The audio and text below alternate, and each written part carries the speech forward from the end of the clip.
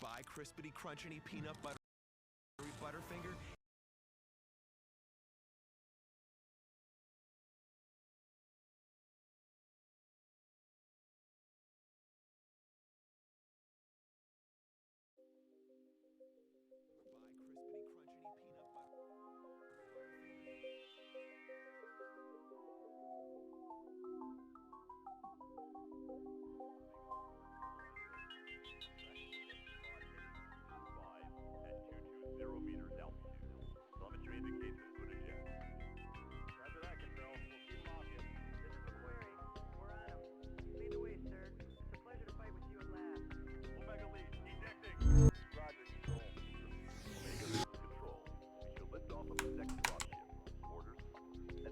The gantries are retracting at Gamma launch site. They're at full power and counting down to lift.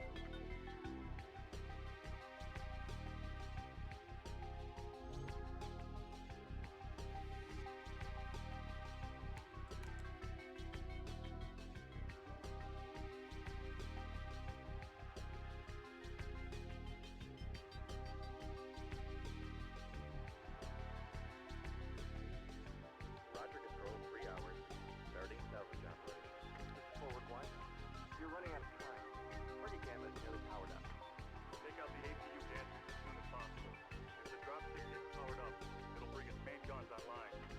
Omega Lab, we're getting cargo secured. As soon as we're able to lift, we need to get on board as quickly as possible. We're now tracking multiple targets inbound. We've got him on radar, Joel. Moving to intercept. Oh no! We're...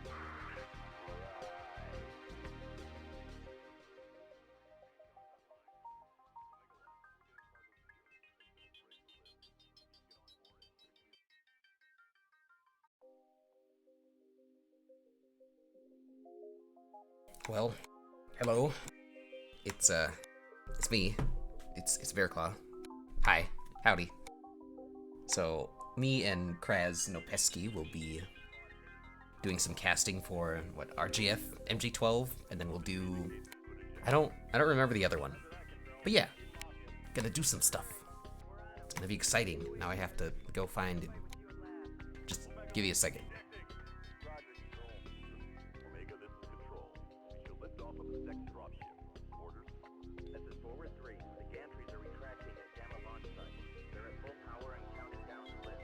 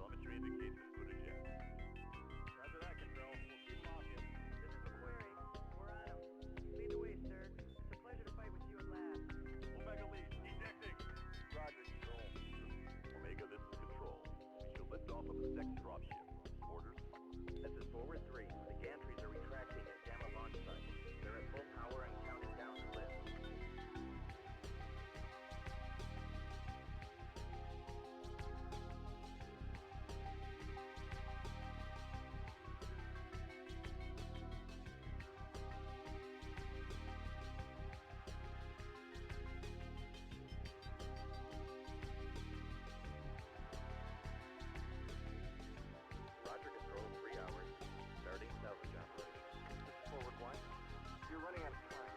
Party camera is nearly powered up. Take out the APU gadgets as soon as possible. If the dropship gets powered up, it'll bring its main guns online. We'll make a left. We're getting cargo secured. As soon as we're able to lift, we need to get on board as quickly as possible. We're now tracking multiple targets inbound. We've got him on radar, Control. Moving to intercept. Oh no! We're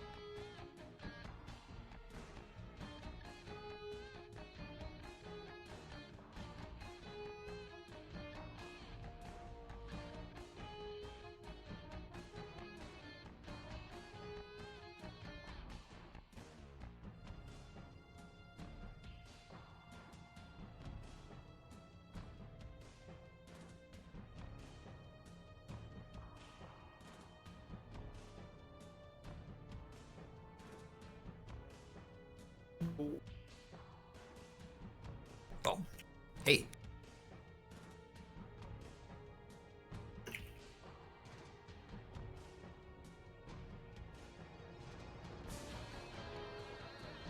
I'm just gonna make. You want to keep the lobby?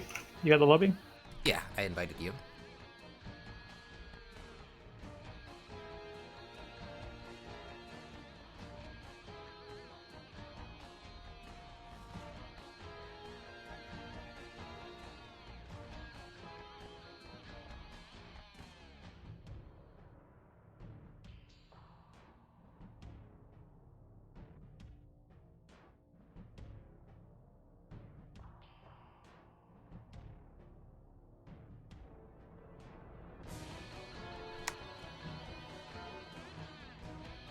Lol. Took my whole What the group in fuck? here. They're still in game. How Wow. did that fucking work? I've never seen that before. They were all still in match, but I still dragged them. So when they come out of match, do you think they'd automatically be like in the lobby? No, they'll have the message they've been kicked, I think.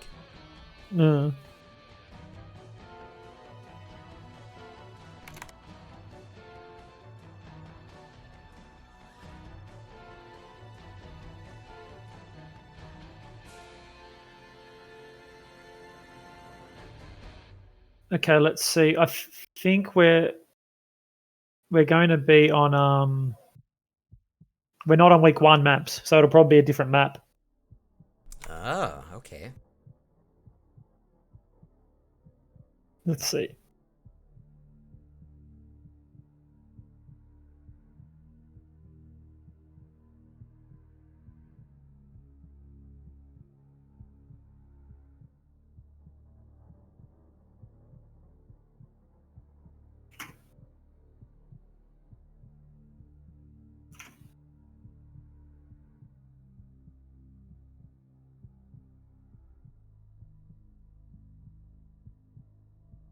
Alright, so which map is it? I'm looking. Oh, It's week 3, isn't it? I would assume. Let's see.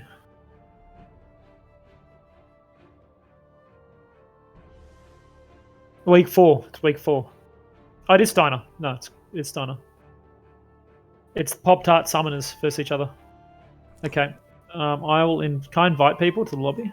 I think you can. Yeah, I can. Yeah, as a spectator. So let's see. We will get in Derek, Scout Derek. Where is he? And I think Slave Labor was the RGF person. Yeah. Invite. Not group invite. Leave that group. I can't I invite him. You have to invite him. To Scout, you'll have to invite him then. Yep. Or do you want me to run the lobby if you're running the stream? Yeah. We'll do that. Just leave the lobby then. Yeah, And I'll just re-invite you. Yep.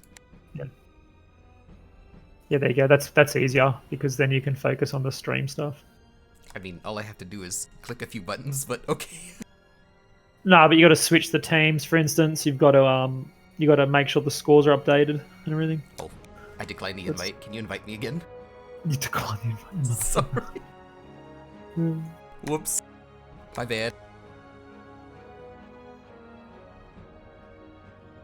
We'll start the stream up in a second. Where's Scout Derek?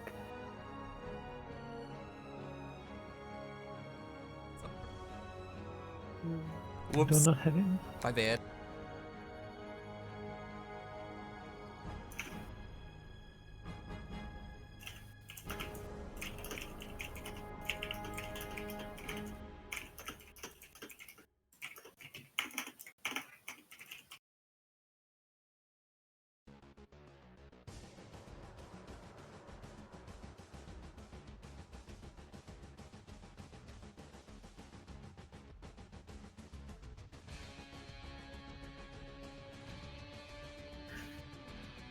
Where is Scout Derek?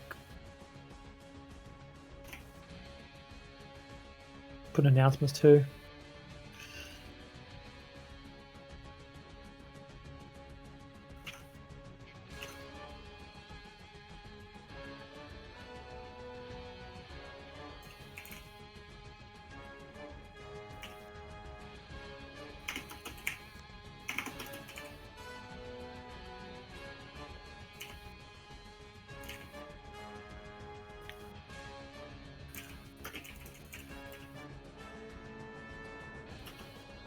Hold up. There we go. There we go. Didn't have me added. I couldn't see. You ready with the stream? Yes, we have been waiting in the lobby view.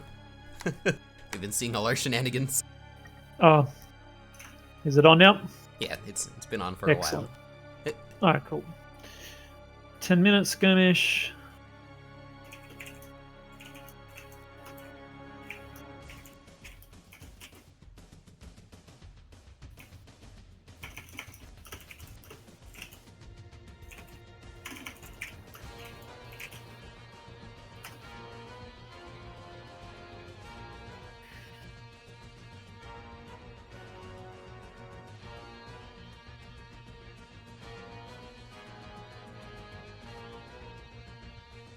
North 1 Euro server, and we'll get started.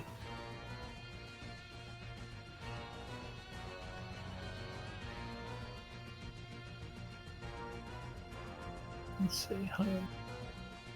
Mute the stream. Is there a delay on? I think it's 10 Like seconds. a few seconds. Yeah. Okay. Nothing huge. Yeah. Cool.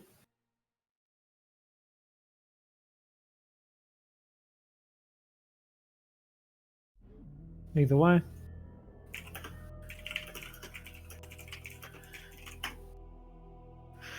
Excellent.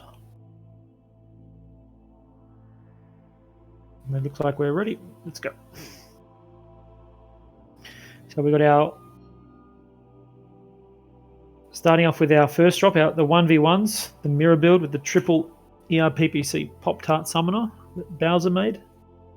This will determine who gets to choose the map sides, the winner of this, and they'll get an extra point over the loser.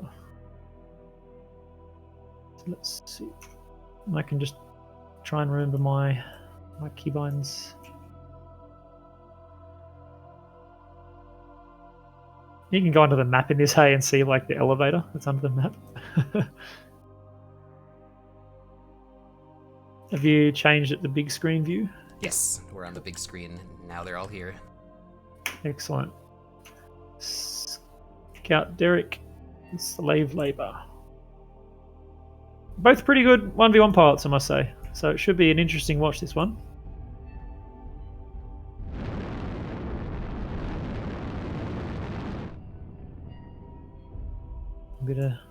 Both of them doing a bit of jump. Scout going into the open. The Slave sort of staying with the in cover a bit now, looking for each other. Paint scheme on slave labor is good. This may actually take a while, this 1v1. If they Pop-Tart from a very long distance, it could take a long time. And they've only got 10 minutes, so we'll see how it goes. Looks they've both done a little bit of chip damage to their legs already. Oh, there we go. Initial trade. Both hit. If Scout's at 94%, did that mean all 3 PPCs from Slave hit? And only 2 hit Slave in return? It's hard to tell. Yeah. It could also be... Ooh, that was a good shot from Slave too. It could also be a difference in the skill nodes. In the armor nodes.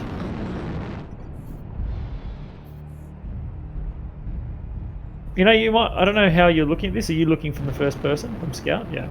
Yeah, that's going. That's a good way to do it. Yeah. That's the best way to do it, I think.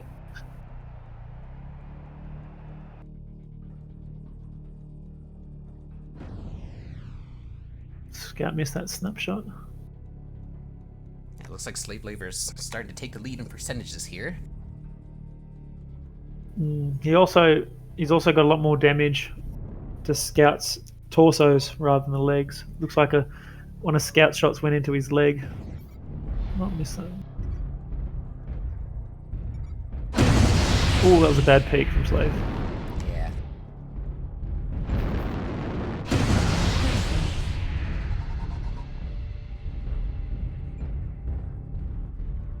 Gosh, this triple PPC build, what the hell? I've seen a few people like the triple PPC summoner. I much prefer it with a big TC and just the 2 high-mounted peeps, personally. But still a build. I can put out a lot of damage. Yeah.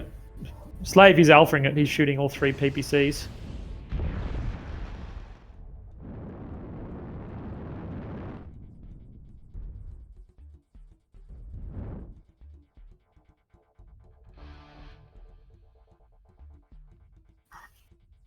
Oh, looks like Derek's doing a bit of warping there. Uh-oh. Their ping's both okay. It's not too bad. 170 versus 123. Fuel at 25%.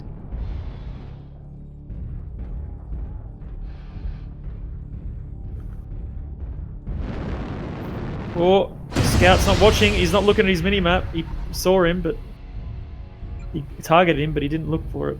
Wow. Got hit in the side from that movement. Slave's moved around. Ooh, good shot though. Slave missed his and Scout got it. 1 PPC hit him then.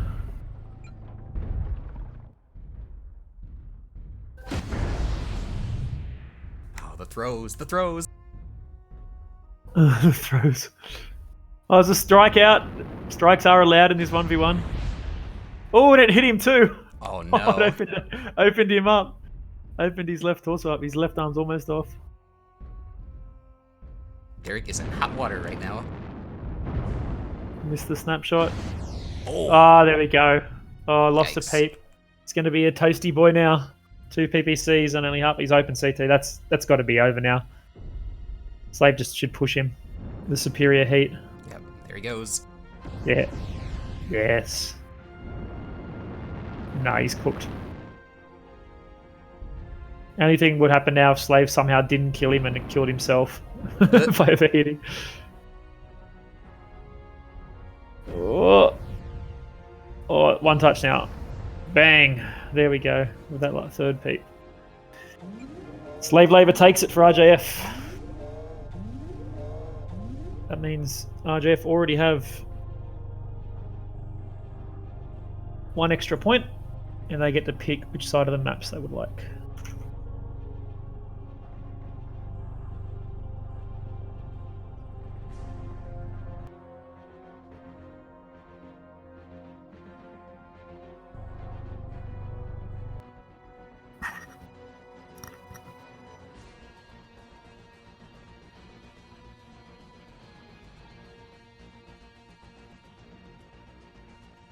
Okay.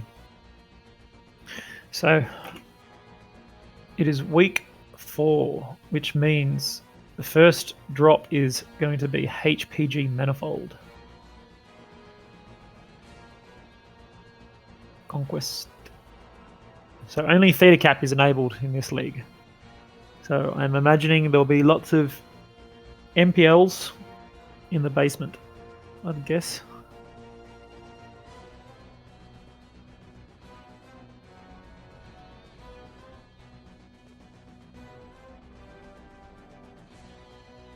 Update my list. Slave wants to be team 2. First up, so we'll switch them. Now they can invite their team.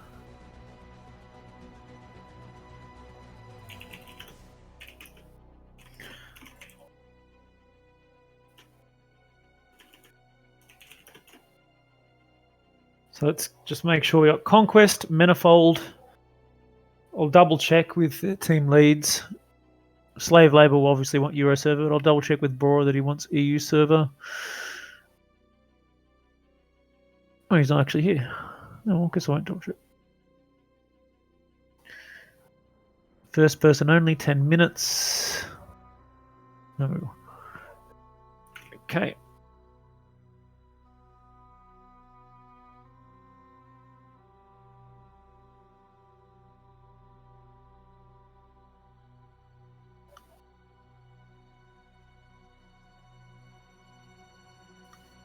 Just before we get started, while they're setting up there, I'm going to get a glass of water. Do you have the giveaway thing set up?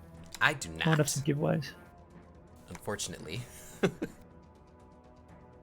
Bear. Nope, I don't have Oh, it. you were there. I'm here. Hello. Can you hear me? Can now. Oh, yeah, I don't have it. No. Sorry. No giveaways. How could you? I don't know. Let's just pick somebody. Just pick someone. Yeah, fuck it. Give me free stuff. You know what? I'll do. Wait, if I can find the sheet where.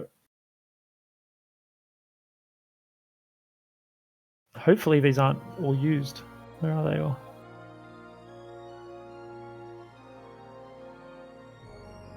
Maybe this one works. Yeah, I'll take free shit. All right, boys. Well, in a couple of seconds, I'm going to put it in the chat. Whoever gets it first can have it.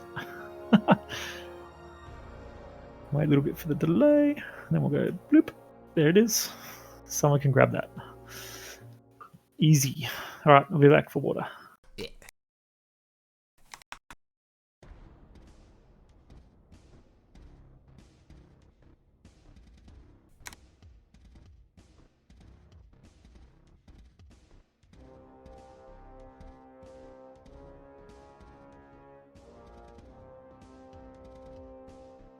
Oh, it looks like a sale gets it.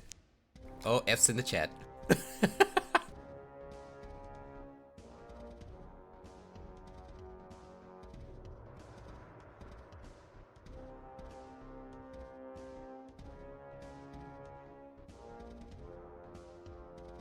Oh, don't worry, Raised. There will be more stuff. Don't you worry.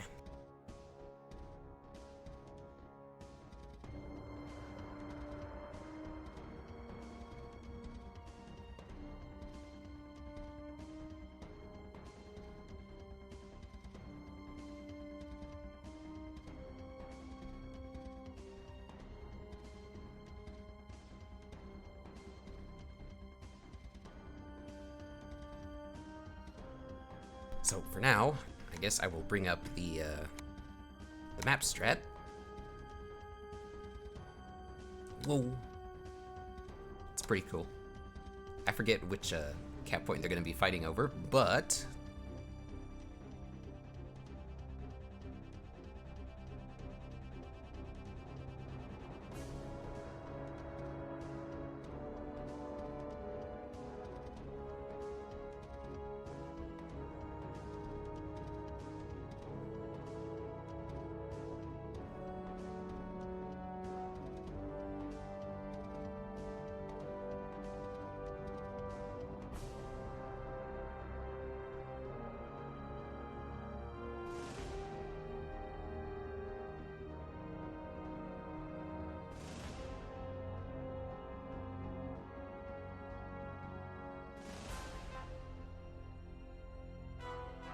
Ah, it's the Theta cap. Okay.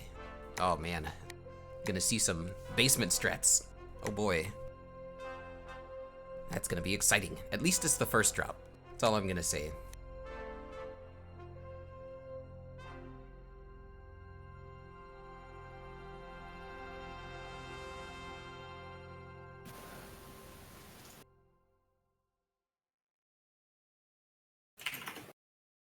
Okay, I'm back.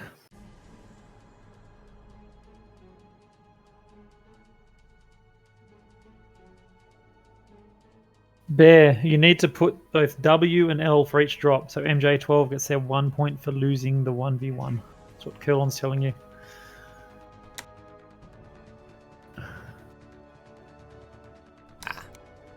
Yeah, that's right, because they got 0 points. They get 1 point for a loss because it's 0 points for a forfeit.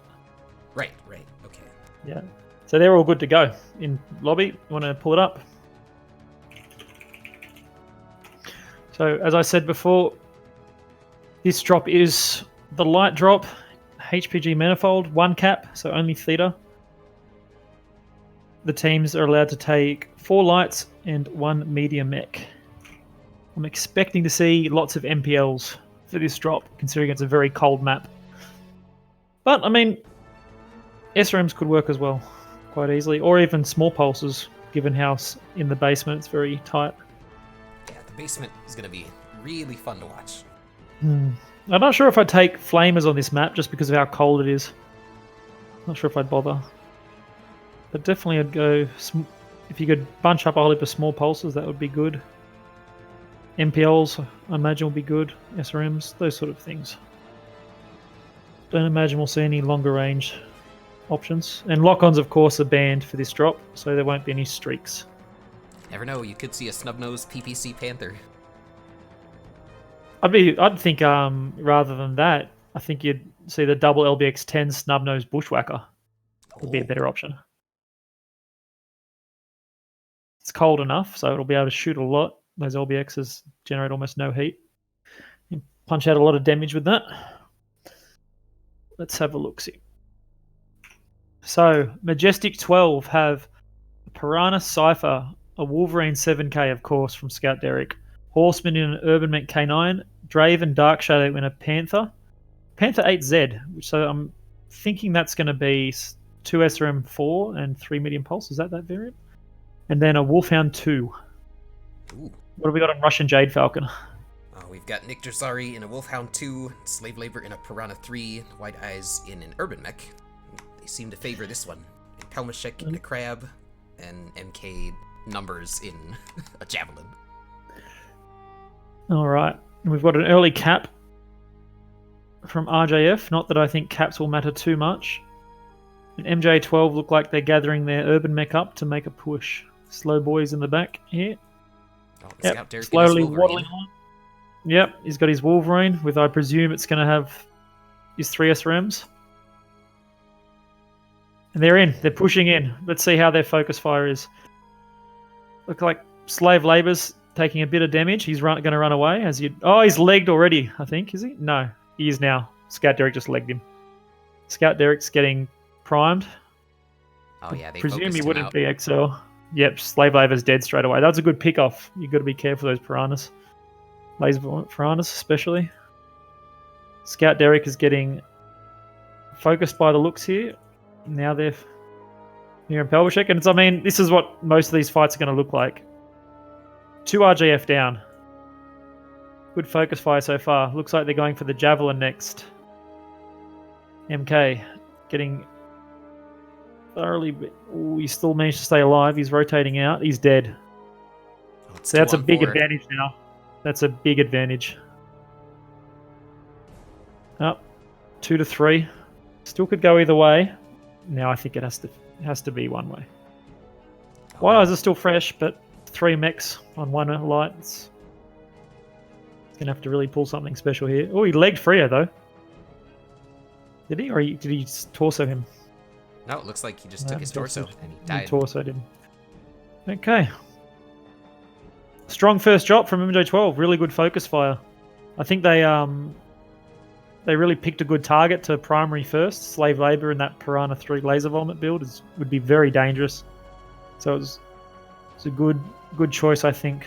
And Piranhas, of course, if you can shoot them, they go down very quickly. Yeah, So very quickly fragile kill it. mechs. Yeah, a lot of damage output, but very fragile. So a good mech to target first. And now they're allowed to, now that they've killed all the RJF, they're allowed to cap outside points. So I'll tell them.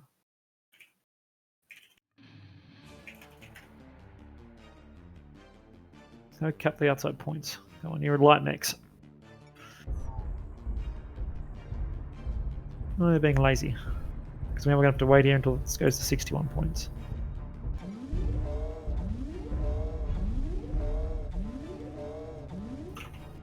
Artillery strike online. Dansei saying he's addicted to that Wolverine. His Solaris one goes 110 kph.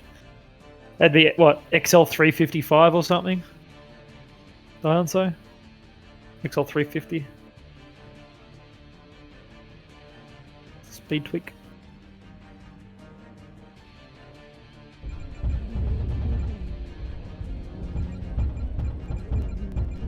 Machine Oh, gun now they're online capping the by points. 2030. Took a one.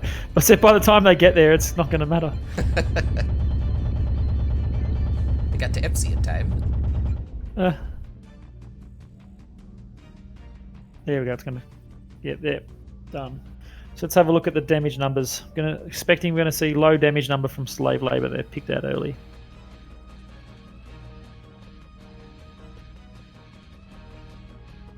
Let's see. Stats. He still managed to get 120 damage. That's pretty good for how long he lasted. Very low damage except for Frio in that Piranha Cypher. And see, there you go. That's a perfect example of what happens when the Piranha Cypher or the Piranhas are just left to farm. Huge damage numbers coming from Frio there. The rest of the team all under 200 damage, so some good focus fire, I think. RJF putting out some good numbers as well, but just not managing to finish off some of those last remaining MJ12 mix. Push those stats. Let's exit out of here. Floydian J trials are deliberately waiting to cap outside points. Yes, so as I said, once all 5 of the enemy mechs are destroyed, you may cap all 5 points. Before then, you're only allowed to cap the 1. If you cap 1 point accidentally, 1 point you're not meant to, you can still win if you manage to kill all the other enemy 5 mechs. But if you somehow manage to capture 2 of the wrong points, then it's an automatic loss for that team. They just automatically lose, because that's a bit... come on, guys. It's getting a bit silly. just cap 2 of the wrong points. I could just imagine someone trying to cheese their way out of that. Yeah, like, ooh. Well, the idea behind that was, technically you could capture like 2 of the wrong points to your opponent's 1, and then play the slow game. And as long as you kill them all, like it'd be a pretty legitimate way of in some of the maps. The enemy could hide, but you know you could force a trade essentially by doing that. I don't know. Seems a bit too obvious. So I'll cross off this strike through that code. We'll do some more codes later. Now we're moving on to drop 3. It's Grim Plexus. Let's get Grim Plexus here. Now this time on Grim Plexus, the cap point isn't theta, it's kappa. So it's a bit different from normal. Kappa.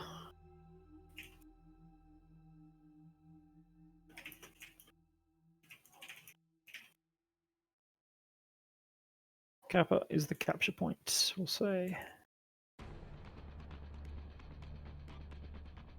Just to remind them, I'm sure they'll be fine, given they're 2 pretty high level teams.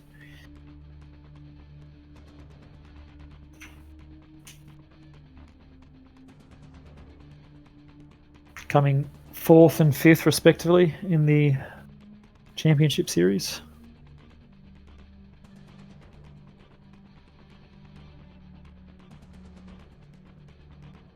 Curlon's giving you another message in Shoutcaster's Bearclaw. Have a read of that. Shit, okay. Just... I can hear him now. Read! Yeah, this is a mistake. What the fuck?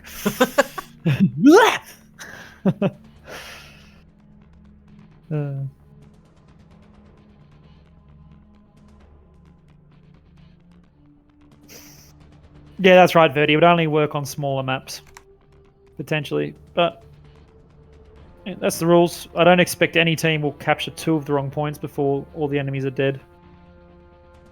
Is this a bear cast? It is a bear cast, yes. And also a pasta cast. 2 JGX pasta boys. Yes, 10v1s for everyone. 10v1s. Have we got the emotes in? Who's got the emote? Did we put the 10v1 emote in this? Yeah, it's there. Let me see. You have to be subscribed to get it, though. Oh, it's like my channel. I can't even use it because I'm not logged in. No. Quick, everyone subscribe so you get your 10v1 emote. Yes, everyone subscribe and spam 10v1. Quick, quick. Do it. can't even do it. God damn it. Where's Daidachi to all give us subs?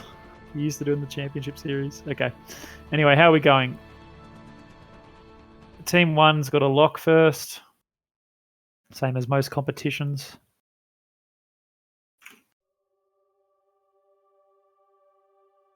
What the fuck has Pastor got to do with anything? I am confused. Like a heap of JGX, like half of JGX comp team is made up of Italians. So that's just the joke. 30. Well, there's more to that, but yeah. Yeah, there was also more, of course. That's the basics of it. Yes. Do we have like sub things enabled that if people sub it actually comes up, or do we not? I have no idea. I can check on Moobot probably. Let's see. Moobot. I know there was a raid earlier, and that showed up in chat.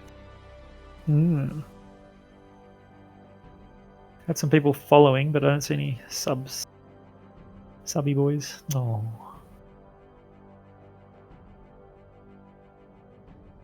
Okay, looks like everyone's ready. Launch!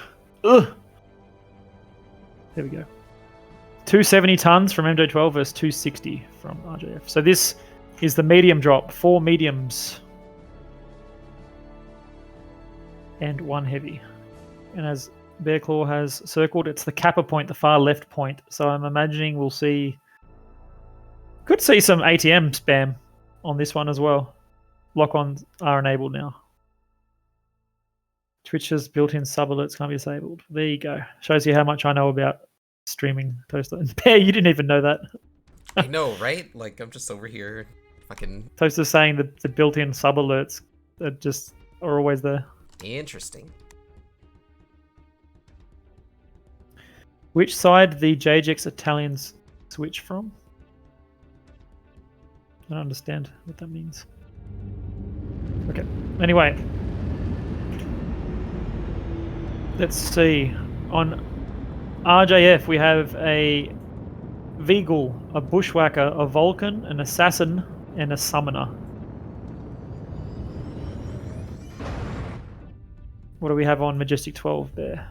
On Majestic 12 side, we have a linebacker D from Staz, Vulcan 5T, a Kentaro 18, Wolverine from Scout Derek, and a Vapor Eagle from Dith. And yep, so we've got the Daka Summoner, 2 Ultra 10 Summoner. Got what looks like an ATM Veagle. Ultra 10 Bushwhacker. And then we've got Assassin 101, which I presume will be MPL's SRMs. So much else you can do with that build. And then, of course, a Vulcan, which will be MPL's. Yeah, MJ12. They've got an SRM6 brawling linebacker. Artillery strike online. Ah, so they're more brawly. They're a lot more brawly, aren't they? Target Is that what's on acquired. their Veagle? Airstrike. What's on Artillery Diff strike. Menos' Veagle? Artillery strike It's Ultra online. 10s. Ultra 10s. Okay. Target acquired.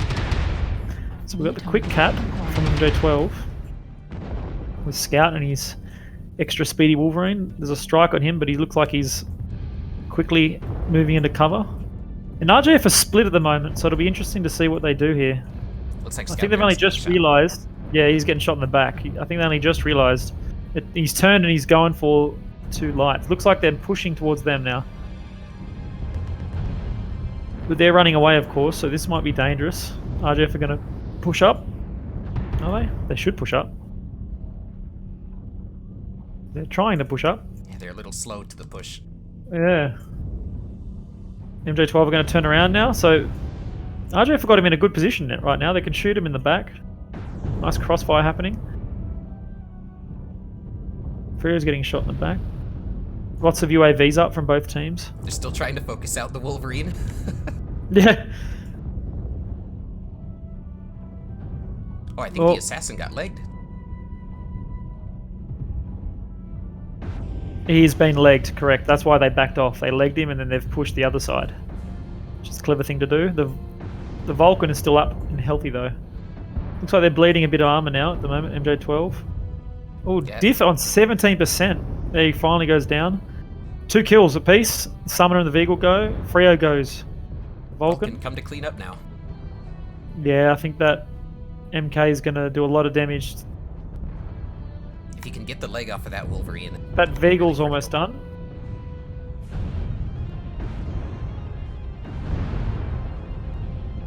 Pelmashek's going down. Nick Drezery going down. Very heavily damaged at the moment. Both sides. Good comeback at the moment. I think, how damaged is Scout Derek's leg? I'm going to go in and have a look. Looks like they're too The hurt to make a Vulcan's push still again. fresh. The Kintaro's open CT. Very hurt. He's one touch. He's going to go down very soon. Scout's still got armor on his leg and he's halved. He's only got one SRM6 left and only 66 missiles. I don't know if that's going to be enough to deal with the Vulcan, honestly. Yeah, they've got to focus that linebacker out, or else they're going to have issues in a second. Yeah, he is pretty damaged. They need to get this assassin. They need to finish the assassin now. Yeah, the linebacker's pushed in by himself, which I'm not sure was the smartest thing to do. I think that just sealed the match. Yep, now it's down to Derek. That crossfire was really, really well handled. It was well done. I don't think Derek has enough missiles to even kill that Vulcan, honestly. Unless, like, it just stands still. He's got one SRM6 liquid. Yeah, and 60 missiles. I mean, as long as a Vulcan keeps distance, how would he possibly kill it with just that? Right. What he should do now is, if he can, is you try and get the kill on that assassin, because getting kills for mechs in this league does count. Yeah, right. It's a point system, not a... Yeah. Well, it's you get 5 points for a win, but then you... Oh, no, he's done. He's going to finish. And you get 1 point for each kill. That was a really nice bait and then surround by RJF then. Very nice. Lots of back shots. I'm expecting MK4 to have done quite a bit of damage. What do you think, 5 or 600? Not sure if he'll do that much, but for considering it's a 5v5 with a medium drop, he's gonna do quite a decent amount, I imagine, being able to farm in that Vulcan like that.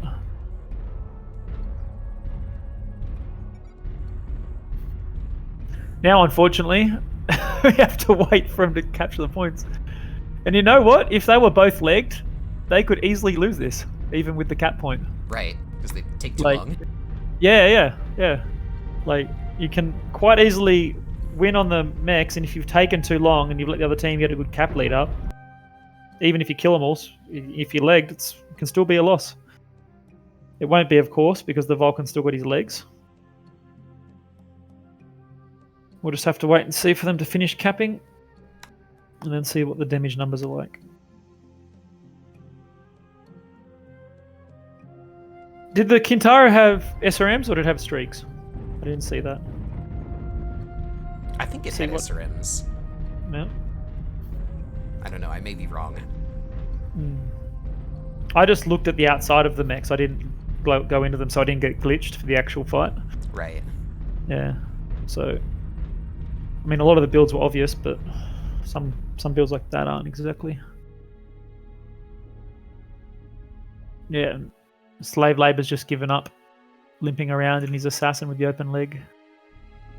Oh yeah, he stopped moving. Yeah, he's it's not going to make a difference. Yeah, the match is over already, so it doesn't matter now. Yeah. And see, it still won't click over, until it actually hits the point. There we go. Let's have a look at the damage numbers.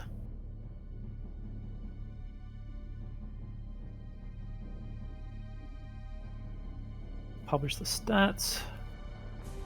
Team stats. Yeah, there we go. Almost 500 damage in that Vulcan. Just allowed to farm away. And Pelmashek doing nice damage in that Bushwhacker too. 500 damage. A good spread from both teams. But I think RJF just took the superior positioning then and picked them apart. I don't know if they should have backed off attacking the Assassin and the Vulcan, honestly. I mean, the Assassin and the Vulcan were kiting them, but maybe they should have just tried to finish off at least that Assassin. It's a hard call. Yeah, they were in a really, really tough spot, because they had to make a choice between pushing their heavies or their mediums, but getting shot in the back. Navid said he saw a tag on that Gintaro. Oh shit. They bring streaks?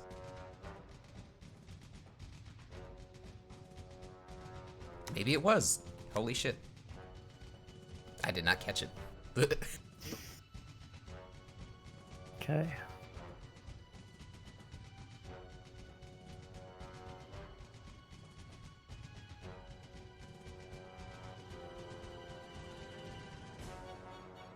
So now we're going to switch the teams again. And we're going to go on to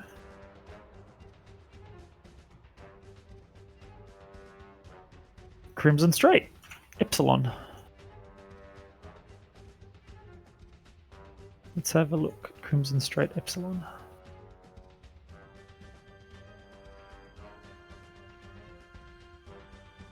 And day. Don't forget to put that day. We don't want nighttime.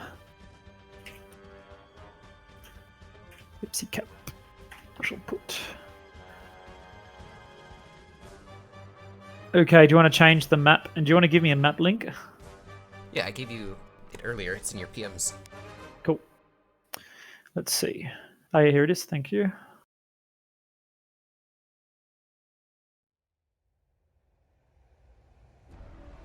As Bear is circled, we have Epsi. We've got both teams, obviously, with their close point. We've got Bravo for Team 1 and Bravo as well for Team 2. They're pretty close. Team 1 gets to Epsi just a little bit quicker than Team 2, as long as they take the correct pathing through all the buildings. And of course, given the speed, they're a little bit closer to Team 1. And they also hit Epsilon. It's very hard to scout Team 1 when they're moving to Epsilon from Team 2. It's almost impossible. Whereas Team 1 can scout quite easily the island and the water, so they can see what the loadout of Team 2 are early. Much easier if they bring a jump jet mech and jump it on top of the buildings pretty quick. It'll be interesting to see what the teams do here, because there's a few different viable strategies that you could do. I imagine from Team 2 it would be very tempting to take more long range and sit on the island. But then you can't always guarantee that Team 1 won't be able to slither cap Epsi. So we'll have to see. This drop is 4 heavies and 1 assault. So not the quickest of mechs. I think the quickest mech would be one of the 60 tonners you can get. What was it? We were testing it before, weren't we, Bear? What was it? The Hellfire with mask. Hellfire with mask, you can get it going like 130 with speed tweak and the max engine. It's really stupid. Yeah, it's fucking really quick. That's a bit of fun. We'll have to see what they do. And yeah, exactly, that's right, Curlon. It's 15 points all right now. Those kills make a big difference. Yes, the numbers are correct. They are currently tied right now. Yeah, excellent. Nice close game. And the points are all that matters. It doesn't matter if how many individual drops you win. It's just all about the points. So you could potentially in this, similar to how past competitions have been, you could potentially lose drops in this and still come out ahead. You could lose up to like 4 drops and still come out in front if you don't lose too many mechs and you kill all the enemy mechs. Wait, if you kill all the enemy mechs, how do you lose? What? By caps, as I discussed before. Right. Like I'm so fucking lost. If you wait too long, and you kill all the mechs and you can't cap out the points, especially imagine in not necessarily this drop, but the next one where it's 4 assaults and a light. Yeah, right? That's a big imagine one. Imagine on a bigger map, if you lose your light, you could kill all their assaults and their light, but your assault's going to be so slow, you might not be able to get to another cap point. A good example of that's the Alpine drop in week 1. Alpine week 1 up the top in Gemma. If the enemy team holds that cap point for a fair while, even if you kill everyone, if you lose your light, those 4 assaults, it takes a good 2 minutes to get to the next cap point most of the time. So good luck with it. You'll probably lose. So that could quite easily happen. Or if you have 2, like in that last map, maybe not exactly, but you could easily have 2-legged mechs and then you're done. Bear is a 70-year-old man trapped in a 20-something body. Yeah, you might be right. I don't know. It's hard to tell. If he wasn't before, after last month of 1,000 quick play games in a Wolfhound, he definitely is now. Yeah. Tired. aged him 40 years in 1 month. God damn it. Tired old man. I need to retire soon. Well, I mean, everyone would be retired if I didn't organise this comp right now, wouldn't they? Technically. That's true. So we'll see. Maybe another comp will come up. I might try and get live to redo his 3v3 comp. It's just a 1 day comp that he did last year. That was pretty fun. I don't remember what was that called. What was that called? I don't even know. You don't know nothing. Nope, don't know nothing. Let's see. It was called Renegade 3s. Renegades 3s. Yeah. That was nice fun. That's just a 1 day comp. So maybe I'll try and get Coerce Live to run that again. Okay, how are we going? Everyone's in. RGF are fully locked. I mean, MJ12 really going to go alpha spawn? Are they team 1? Okay, so they're gonna go. They have to go saddle then. So they're going saddle. Oh no, they've moved. Yeah, they moved. It's Bravo. Okay, now they've moved to Bravo. I was like, what's going on here? Saddle's a very long way away from the cap point. I think they're So going they've all gone to Bravo as you expect. You'd expect almost all the time for this to be 4 mechs in both Bravo, drop points, and then probably Charlie. Maybe Alpha if you want to do something sneaky. But apart from that, you want to go. Let's launch. 380 versus 375 tons. Very close tonnage again. Be interesting to see what mechs they decided to bring and what style of play. Another thing you could quite easily do on this is go like sort of a mix, a hybrid. Yeah, Renegade 3, Dachi.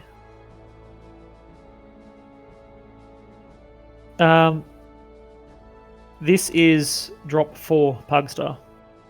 4. Because technically the 1v1 is drop 1.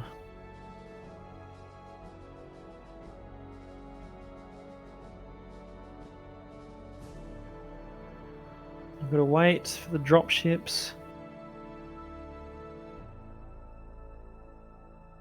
It's quite a nice map, Crimson. I like the aesthetics of it. Okay. Yeah, as long as it's not a base rush, it's actually a decent map. Unfortunately for comp, the spawns are very strange. So, from Majestic 12, we've got an Annihilator 2A, a Warhammer Black Widow, a Linebacker, a Summoner, and a Night Gear C. What have we got on RGF side? So on RJF side, we've got a Summoner C, a Cataphract, Ilya Murametz. Cataphract! Yes. Cool, look out. An Annihilator 1A, a Linebacker C, and a Black Widow. So I'm looking at the builds. It looks like we've got some long-range DACA spam from the Night Gear on MJ12. Yeah, more DACA spam from the Black Widow, as you'd expect. More AC2 spam from the Eni. And I saw some ER large laser high mounts from the Linebacker.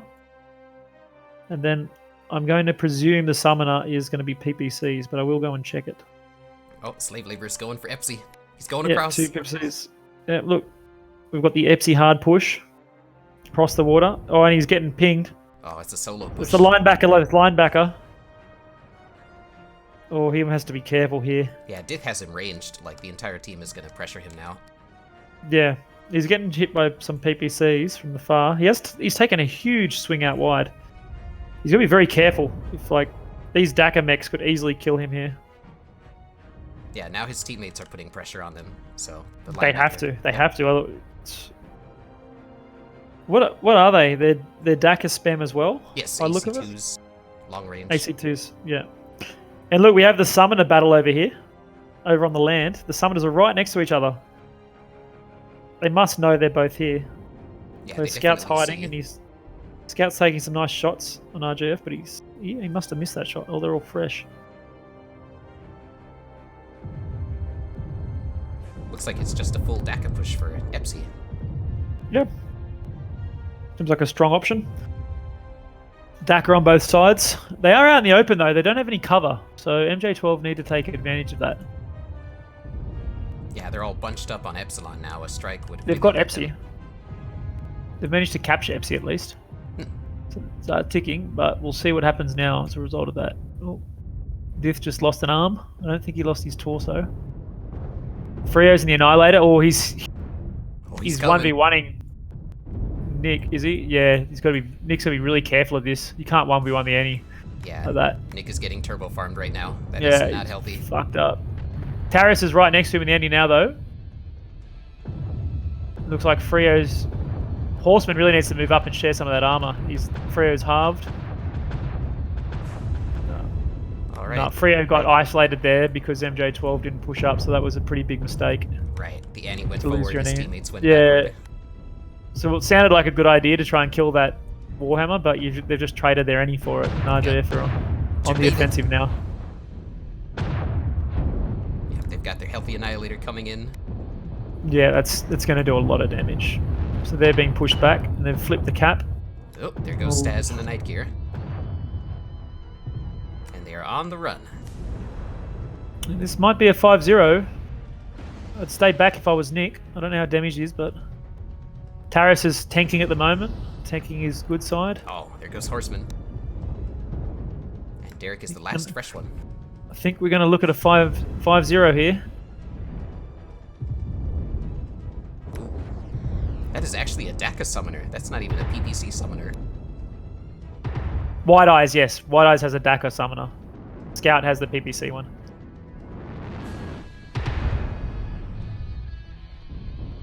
Boom. Yep. Oh, just going to try and get Slave. And No, there it is. doesn't get him. 5-0. Yeah. I mean, that is RJF's speciality. The DACA push is something they're well known for. Oh, So yeah. it's not surprising that they did well there. They did really well to rotate their armor and share armor there too. Look at that. All on 60 to 40%. There we go. And the end of the caps.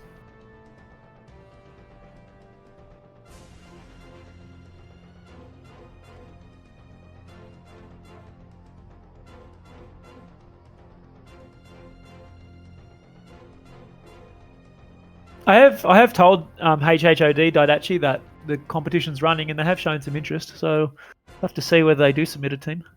In all seriousness, it'd be interesting to see. Let's have a look of the stats. Pelmashek in the Cataphract. Ilya Muramet's dropping 782 damage. Oof. Huge. Never underestimate the Cataphract. The Cataphract. I hate that mech so much, honestly. It's so much fun. I really don't like that mech and its low ass mounts. Taras dropping almost 700 in the Annie. So really farming, and Slave getting 4 kills, finishing them off in that linebacker with medium pulse. A decent spread of damage from MJ12 there, but not quite enough. RJF spread their armor too well, played too well. They didn't manage to get a kill. So that's a big win right there for RJF. The beef. Any reason why not first person? No first person. Yeah, we can definitely get some first person in there. The only problem is when you're spectating that it sometimes breaks the camera. Oh, well, you just press V, right? You go from first person and then view, and then it changes. So Yeah, but sometimes like all your overlays get broken. yes, Like so you can't see the. Yeah, you can go back out the team displays. What we've done in the past for comp is we've had like a little screen in a screen where the other spectator is looking at the first person view, which is interesting. So I'm going to change the teams now.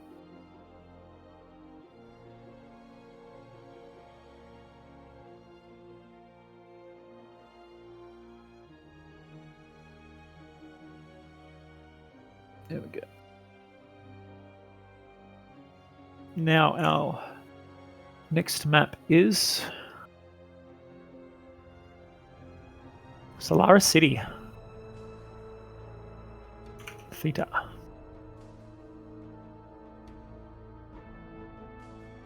We had played Solaris City with a very like salt base dropped in MOR. I remember back then, last year, it would have been about a year ago now. Back then, the heavy gorse were used quite heavily on this map. So I wonder if we're going to see the same thing here, or if RJF will bring their DACA spam as usual. I don't think you wouldn't bring AC2s to this map. No, You'd definitely want, not. You'd want Ultra 5s and 10s at least. Or like I said, some teams have brought heavy gorse in the past. Now at the start of this, it'll be interesting to see where the teams try and position. Will one team try and take the middle of theater with all their assaults? Or will we see an initial light battle over that theater? Oh, Cap 1v1 point in on the middle. Theta, yeah. Yeah, the 1v1 light on theater. Or who knows, we might see a Mangoyle rush. That would be exciting. The mare. We can see what a Gargoyle, an Executioner, XL Mask Zeus. Yeah, and a Charger too. Just The Charger, yeah. run at them. See a few different things. Bring an Atlas, Pugstar says. I think it would work. You just got to get in range. I don't know. Maybe the problem with the Atlas is, even though they've, in one of the last changes they did, they boosted the Swiss Raider stuff. You can often still just shoot the head and it's still CT from many angles. So it's, and the obviously you could take an Annihilator and an Atlas, but the Annihilator is just so far superior to the Atlas. Right? Mm. If only we could up the engine on the Annihilator to like 340. I wouldn't be surprised if we saw the dual Ultra 20 Nightstar in this. It's got some good armor quirks, Oh, yeah. or good defensive quirks. It's got some nice burst potential. Or you could see the Supernova Boiler. Boiler, yeah. There's a bit of had an aneurysm. Supernova, the Supernova Boiler with a big alpha build, big brawling alpha build. Although that's a lot less tanky. Got Yeah, a it's big a little CT. more fragile. Stealth. Dubix says Stealth Atlas activate. Man, that Stealth Atlas is really hot, though. You could get like you could get like the ATM. You could do an ATM Warhammer 2C, and you could put it high on the right side, overlooking Theta. Oh yeah. That'd be pretty trolly. Not Lerm. I wouldn't take Lerms quite verty, but you could do something with ATMs, a big ATM boat, or ATM Supernova or something from the high ground. If you manage to get just the right hit, you could halve an assault mech with one of those builds. 4 ATM 12s. God, that's such a gross build. Yeah, it just definitely is. So much damage. Wouldn't that be funny if one team just brings full ATM spam on the assault drop? I mean, you couldn't exactly close the distance on them like exceptionally fast, could you? Yeah. That's one issue, is like, they're all assaults, so, you know, it's a little slow. Everyone's thinking that Heavy Gorse is the best, like, big massive pinpoint damage build. Everyone just brings ATMs. Yep. Insta side torsos, the Heavy Gorse mechs. They're like useless.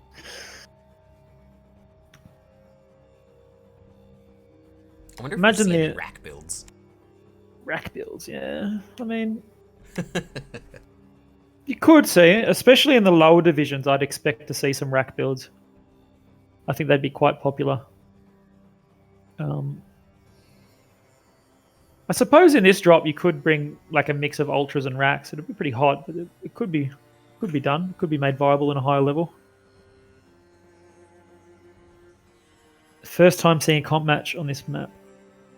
Yeah, it's definitely not a map that's been played much in comp. Like I said, we did have it one week in MOR last year. So it's unfortunate, really, that the frames are so bad, because it is quite in my opinion, at least, a good map to do comp on. It's very symmetrical. Not completely symmetrical, but it is pretty symmetrical. So there's only little differences between each side, which is very different for an MWO map in general. You're moving the map around. I'm trying to get the images to show. They're cool. I Hey, like those just logos. get rid of the map for now and just get the logos coming up.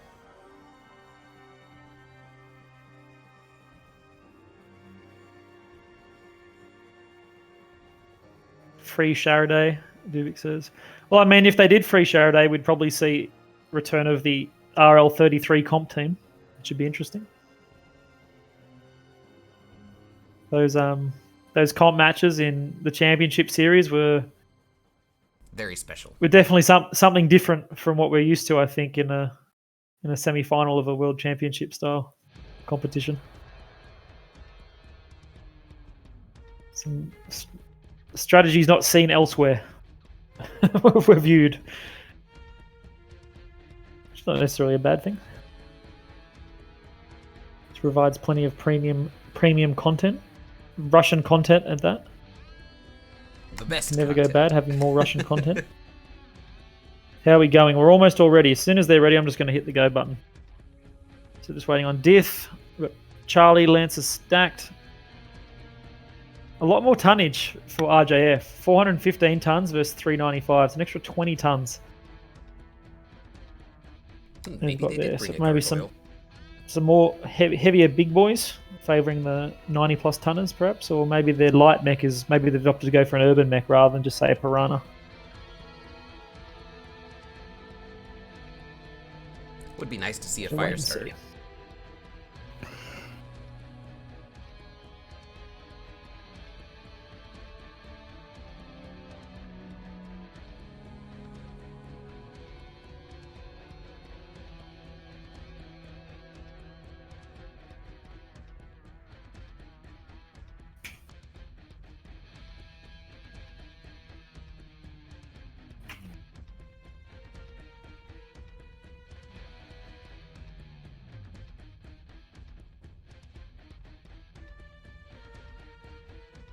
Okay. On RJF, we have an Annihilator 1A, Blood Asp, a Fafnir, a Wolfhound Grinner, and a Cyclops Sleipnir. What have we got on MJ12 side there? On the MJ12 side, we've got a Supernova A, Annihilator 2A, a Cyclops Slipnir, a Wolfhound 2, and a Victor 9S. So There you their go. There's group. that Supernova with the ATMs. Oh man, I hope not. It is Supernova A, man. What else can it do? Can't do anything else. Oh no! Let's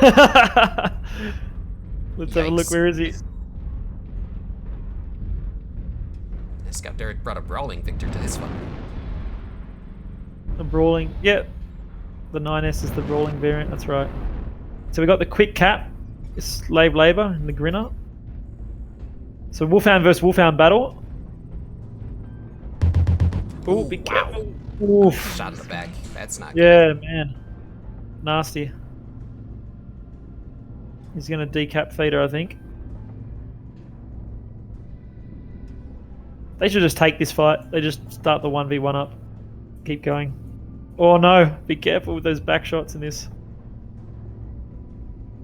So far it's in... Was it Mech Warrior 654386? That's... Who's that? That's someone's been renamed. I don't know. having a naughty name. Looks like the DACA trading is starting from across Theta. Yep. We got Freo in that Supernova, menacingly sitting up high. They're waiting for that push. Imagine we'll soon see that tag laser.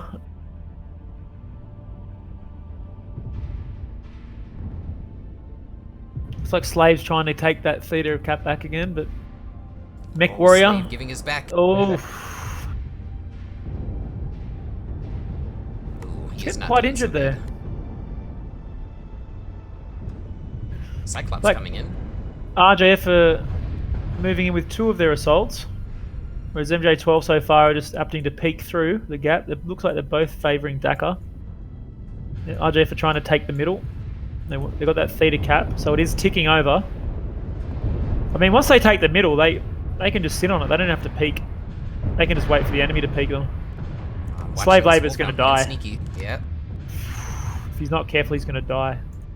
Freo took a lot of damage to that Supernova. Got wrecked. He's halved. He's halved already. Yeah, they had to focus that guy out. Yeah, he's sitting up the top there, just got focused out really badly. I don't know if they should push through that gap, RJF. Yeah, I think they should just wait. Like, they're peeking. They've got the cap. They've got the cap points. Like, just Just let them peek you. Oh, it looks like Nick's moving menacingly forward with that Annihilator. Uh-oh. Look at him. There he goes.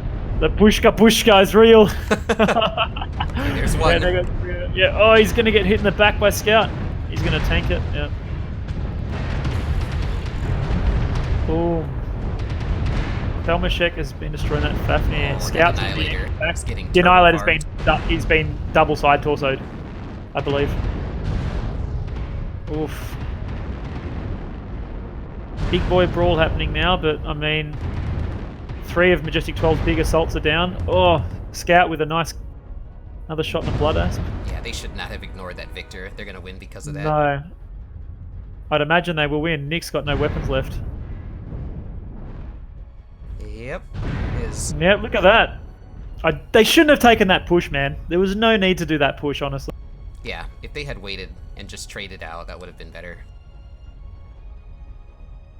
Gosh, the bait from Scout Derek. And they've got plenty of time now, 5 minutes to finish that off. They would have had that. They could have sat at that choke point. Just put your guns on that corner and wait for MJ12 to peek them. There's no reason not to do that. Scout with the kill. The theta cap. Now they go and cap the outside points, and that'll be that. I mean, they both should probably go to different outside points, but you don't have to go to the same one, boys. You can go, one of you can go to Kappa. Just the wrong moves there. Yeah, that Daka push looks so good.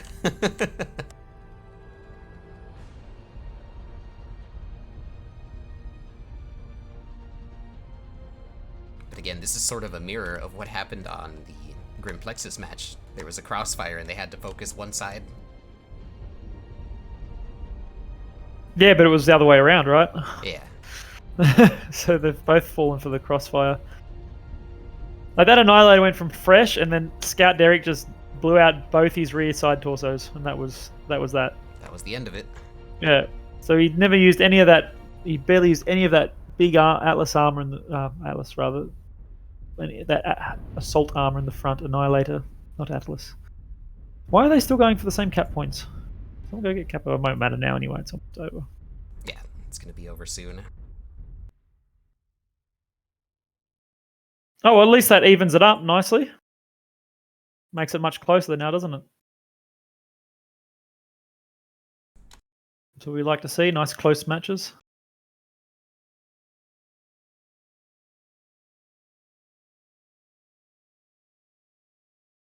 There we go. All done.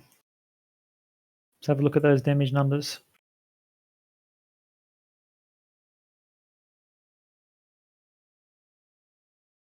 Oh, Scout Derek. Look at that. 744 damage in that brawl. Oh no. Just ignored him. For Frio, 21 damage in Supernova, but that Supernova was great bait. It was just RGF just gobbled that bait up. I was like, get him. Oh no. And then some solid damage from the rest. Our friend Mr. Keck W, the Mech Warrior, the rename, he did quite good damage in that Wolfhound too. 400 damage. And there, look, Nick Drizzery in that Annihilator, 155 damage. Oh, poor guy. Life cut short. So much potential. You know, what's funny is the scoring, actually, that 5-0 cost MJ12 the Beef is victory. Mech Warrior.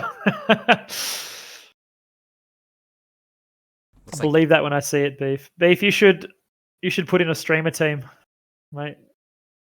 Just a streamer meme team. That would provide us with some excellent content to enjoy. Okay.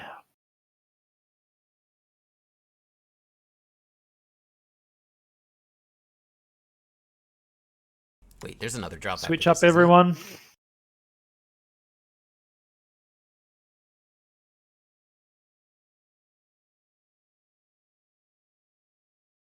Can we ditch the Champ Series notifications on Twitch? What notifications? I don't know any about this.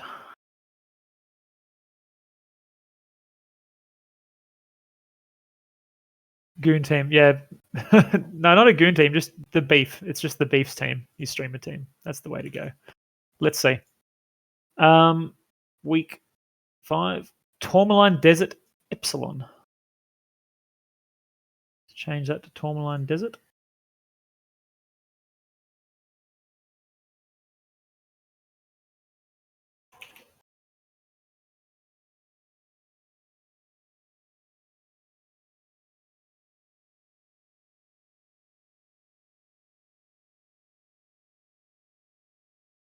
He's talking about the Moobot things. I'm very Moobot noob. Let me see.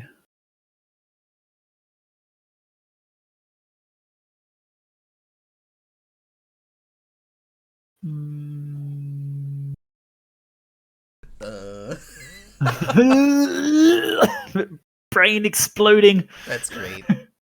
Fuck. I don't know. There's too much stuff in here. Get live to do it later.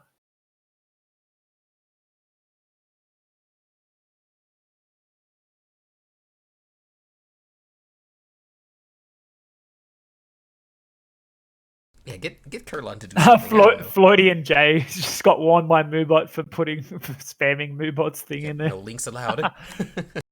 Yeah, I see the link. I know what it is. Don't link the Moobot's link, Floydian. How dare you? IQ rising. Definitely. The more Mech Warrior I play and shoutcast, the higher my IQ goes. Beef, you're very correct with that. Let's see. Okay. Yeah, the only link. How dare you, Jay?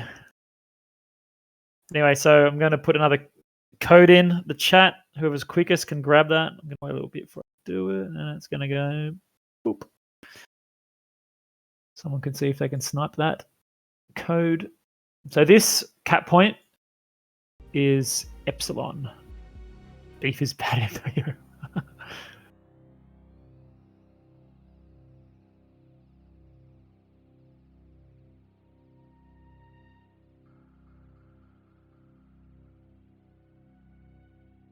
I was very busy trying to see with Ash though. Who got the code? Come on, cough it up. Who got it?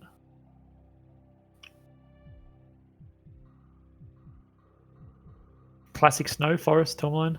Ugh. My IQ is definitely diminishing. Week 4, it's Forest Colony Classic Snow Kappa. What? Oh. Fuck. Forest Colony. Okay. Week 5 is Tourmaline Desert. Such a troll. Okay, Forest Colony Classic Snow. Is that it? Over Kappa, right?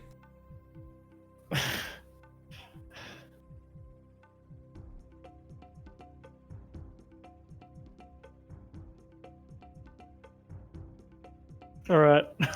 God damn it. For fuck's sake. Forest Colony Classic Snow. Okay, it's Kappa.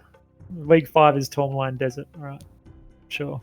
You're just so excited to see that map again, aren't you? Tourmaline Desert? Yeah. Nah, not really. Tourmaline Desert's fun, but it's been played way too much in comp.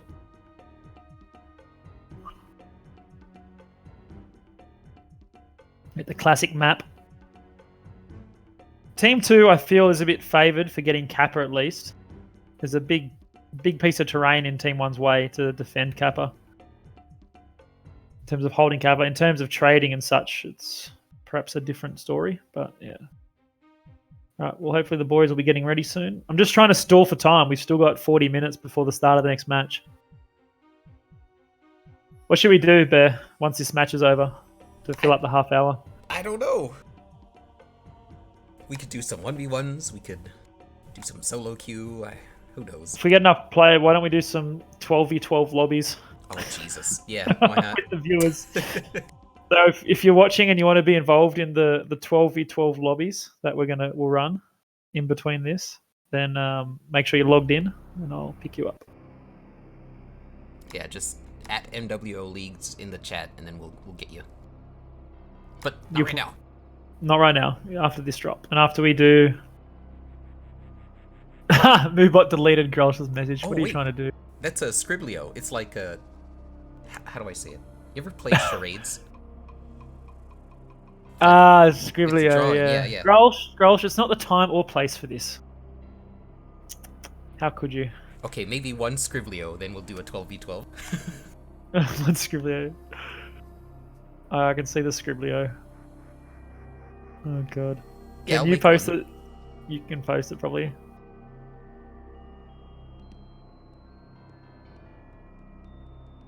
Grosh is upset. He's crying. But after this, we'll do the Scriblio after this. We're not going to do it now. Yes, okay. Don't waste your precious points, Beef. Wait, you can unlock a random sub emote with your points. Okay, there you go.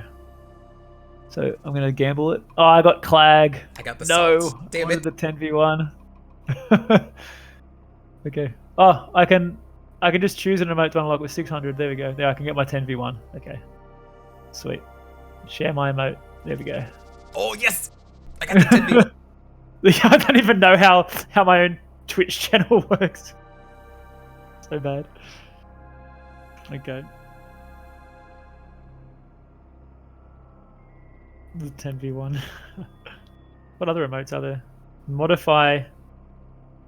Oh, you can modify an emote for 900. How do you modify emotes? Well, you gotta spend the points first, and then they give you something to like put on the emote, like sunglasses or something. Okay. Is there like a spaghetti icon you can put on it? I don't know. Someone spend their points and make the custom emote. And yes, we're very emote spam friendly these days in our official channel. We're not like the grumpy comp twitches of past years in MWO. You're allowed to spam all you like. Yeah, and these are exhibition matches, so I mean, Yes. nothing is taken seriously here. Well, I mean, isn't the true meme comp in 2020, MWO comp in 2020, right?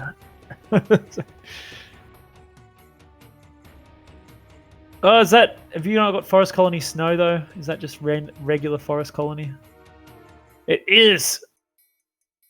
Oh, whoops. Forsaken again. Ah! There we go. Now I have to change the color of the circle. Looks like MJ12 are almost ready. They're taking their time. So this drop is one of each weight class, and then a. Yeah, we should make an emote like that actually. MWO comp in 2020. We should make a. What are the prizes for this league? Just the usual beef. Be lots of GSP, MC. I'm going to hopefully get a whole heap for the streamer teams to give to their viewers as they play. Sort of thing.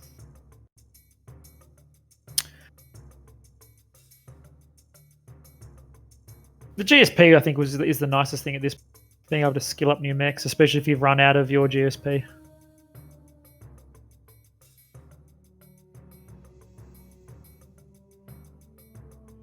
Update the about section. Yeah, all these updates things to the Twitch is, I'm just not going to do that anymore. Oh look, Yandu rated us with 25 viewers. Whoa. Ah, thank you, Yundo. Heat bug does not exist, boys. Comes some nice spam. So for those just tuning in, we've got one last drop of MJ12 versus RJF. It's very close, isn't it? What are the points? I think it's 29 to 26 in RJF's So it could favor. easily go either way, easily. Right. Yep. Yeah. So it's actually been a really nice close exhibition match. Then after this, we're going to do a giant lobby with the viewers because we've got a little bit of downtime before our next match, which will be Peace through something that I keep forgetting. Random conglomerate team of some EMP and other past comp players versus CSPS. We gotta do the Scriblio though, don't forget. That's you, dude. That's your thing. Yeah. I've never done a Scriblio before. Never. Yeah, just invite Is that what you're transitioning to for your stream, your new game? just Scriblio when MWO dies. Scriblio main, it'll be great. The biggest Scriblio streamer. It'll be awesome. Next minute, you get more views when you stream MWO. Oh, man. Oh god. Okay, so they're almost all ready. We've got a mix. As I was saying before, and I stopped. This drop is one of each weight class, and then the 5th mech can be whatever you want. So I'm presuming most of the time it is going to be an assault. So we'll see 2 assaults, but maybe we'll see something different from one team. We'll have to look. Could see 2 Pop-Tarts, I suppose. 2 heavy Pop-Tarts or something. Maybe a You better have a YZ. custom list for Scriblio. A custom list? Oh, no. Sorry, guys.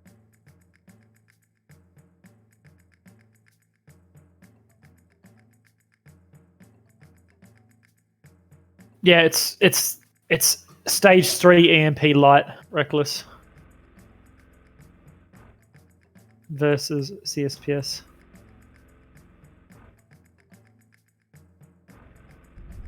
The fuck? Okay.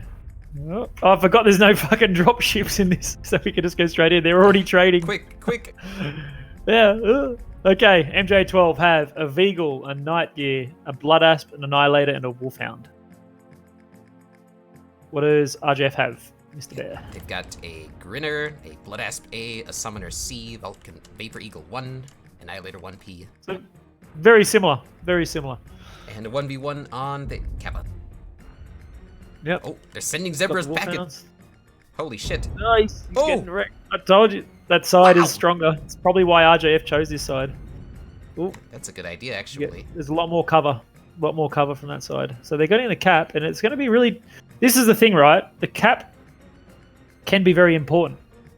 Because you really can't let them hold the cap for too long. It doesn't take very long at all for it to become insurmountable to be able to win on caps. Especially if they just sit back and chill and just guard the cap. So you got Slave Labor right at the back with his Blood Asp. What is that Blood Asp? Is that... ER large. I'm it's an assuming. ER. It's an ER large laser Blood Asp slave. That's why he's so far back. Why is he so far, though? Like, what the... Never It's mind. probably like he's TC7 and chilling. It is. You can see a lot from back there, and you utilize those high mounts quite well. Got the triple peep Veagle, I'm presuming, or is it just 2 peeps? Oh, Can't see yep, it. he's got sightlines on the Annihilator 2A already. Yep. Helmashek up here, and he's Annie. Looks like Scout Derek's in the Annihilator this time. The 5ER large Annie. Uh-oh. And Scout Derek's getting really close. Yeah, he's got the PPC. 1 PPC, 6 AC2 Annie. Oh, machine guns on a Vapor Eagle. He's got 2 PPCs and 5 machine guns he's got. Whoa. I forgot you could do that. The Grinner. We've got the Supernova. What is on the Supernova? I haven't seen that yet. Must be ER large, right? Or Looks peeps? like they're focusing the Annihilator now. Scout Derek down to 74, dropping. You'd want to. Yeah, the triple Diff has got the triple PPC Veagle. Yeah. Wolfhound's still hanging around Kappa, trying to capture it. Looks like we got a whole heap of maybe Ultra 2s on the Blood Asp, or Ultra 5s. Yeah, another Daka Night Gear back here, 6. Wow, they are just whittling them down at this point. 6 AC2. I mean, that's the thing. They have to get aggressive because they got the Kappa point, and this map is pretty like well sided to RJF side. Makes the 1v1 pretty important in some maps. Definitely by no means insurmountable to win for MJ's 12 side, but it is slightly disadvantaged. Yeah, but the percentages are dropping really low for MJ12 right now. Yep.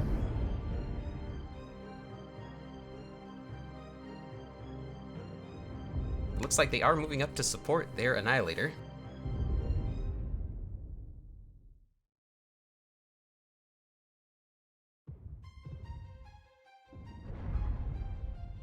Ah, poor Derek just getting whittled They're finally away. getting Kappa back, but 110 cap points already.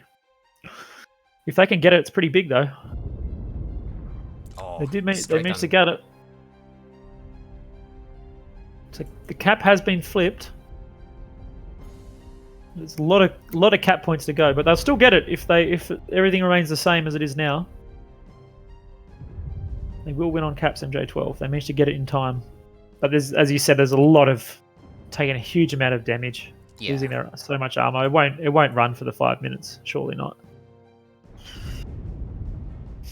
And there they go. Yes, They're starting their push. yes, they're starting a push, and Freya's gonna maybe walk into the cap point. No, Nope, he missed it. So they're trying to primary Pelmashek, but Staz goes down in the night gear. I think they're running to their deaths. Yep, looks like it.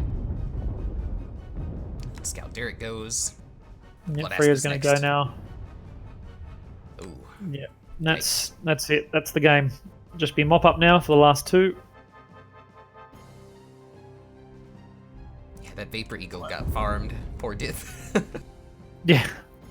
Just ER larged out of the game. Yeah, well, there's one good way to counter them. And especially with like the Annihilator 1P, you can just alpha those 5ER large into the Pop-Tarts when they peek you. Yep. Can work quite well. Boom. There he goes. One left. I don't think he's going to get a kill here. That is a clean 5-0, it looks like. Yep. There we go. Down they go. Very clean 5-0 from RJF. Okay, so we'll see if I can get them into chat. We'll give them a quick little interview. I've just got a few questions for them. Let's see. At slave labor. And then at Diff is the team leader at the moment. Interview time if interested.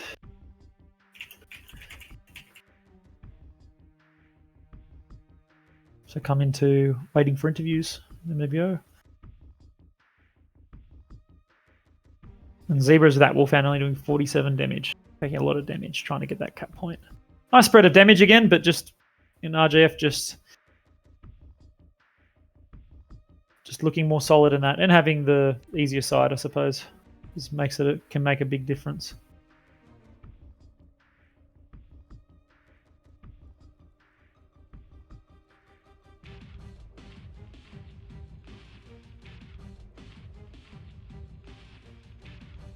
Yep, the match ends. Russian Jade Falcon 39 to Majestic 12 27. So MJ12 definitely quite competitive there. Good showing. Yeah, those short range maps they excelled on. Minus Forest Colony.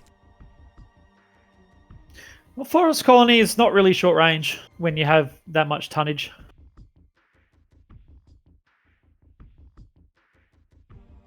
Yeah, it sort of trends towards the boat side of it, with the more tonnage you get.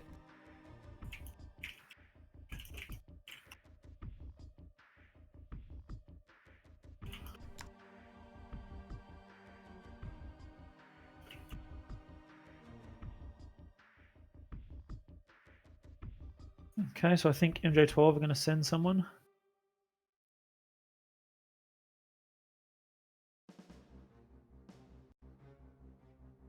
What should be our map for our giant lobby? Can we play on one of the test maps? Sure, why not? Test B or Test A? I think Test A would be better though. Yeah. Yeah, that's a big one. There it is. It's a big one. All right. So anyone who wants to play, make sure you're logged in. Yeah, and I'll start up the Scriblio thing. So. Okay, Dith is going to come. Here he is. Hello, Dith. How are you? Well, Friday. How's it going? Are you? Can you hear us? Yeah, good. Yeah, I can hear you. Excellent. So how did that feel? What are your thoughts on your match? Interesting.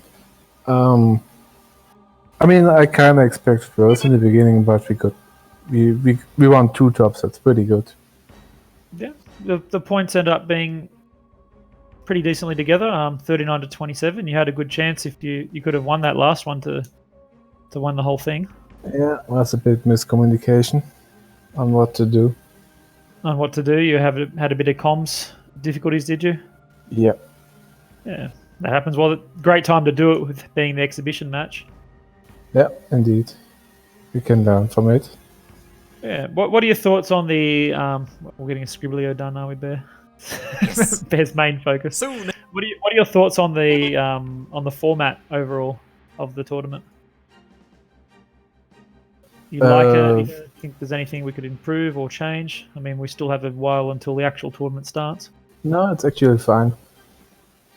I got over it and worked a bit more with it, and it's good as it is. Oh, nice. Okay, well, it's glad to hear that you're enjoying it at least.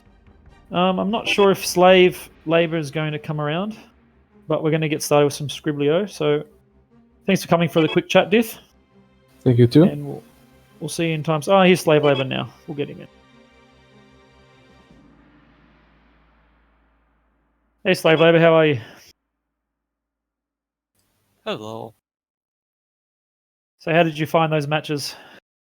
What are your thoughts? Pretty interesting. Yeah, But I'll just on the last one, I was too afraid to cap Sigma. yeah, it can be close pretty to dicey. The Yeah. mountain. Yeah. There's a lot of places you could get hit from there. What are your and RJF thoughts on the format of the tournament in general? It's nice because not so many players are still around, so 5v5 is the best format for Yeah. the nowadays. Yeah, I think so too. I think even 6v6 we would have seen a few less teams being fielded, unfortunately, because of the population problems. But 5v5 at least lets you still have a bit of the actual full large team sort of elements to it. Thought.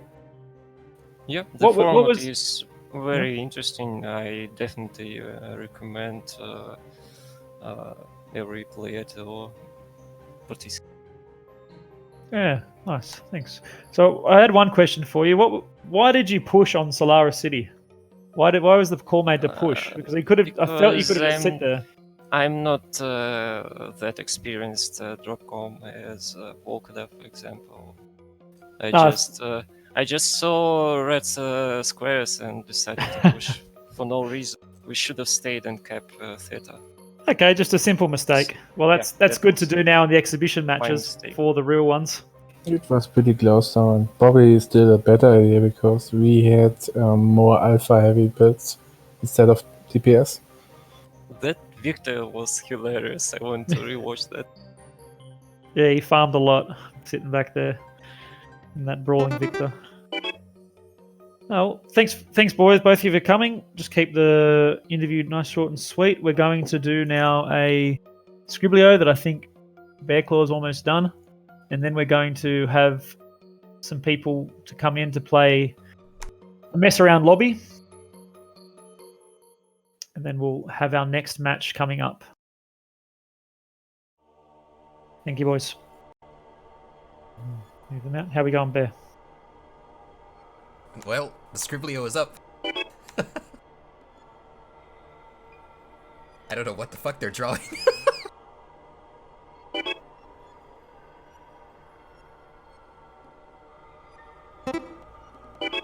Okay.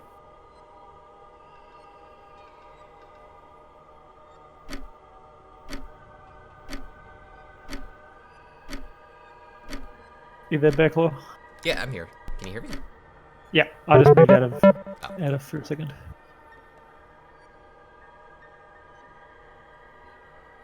What the fuck's going on with this Scribblio shit? It's really stupid. What is this?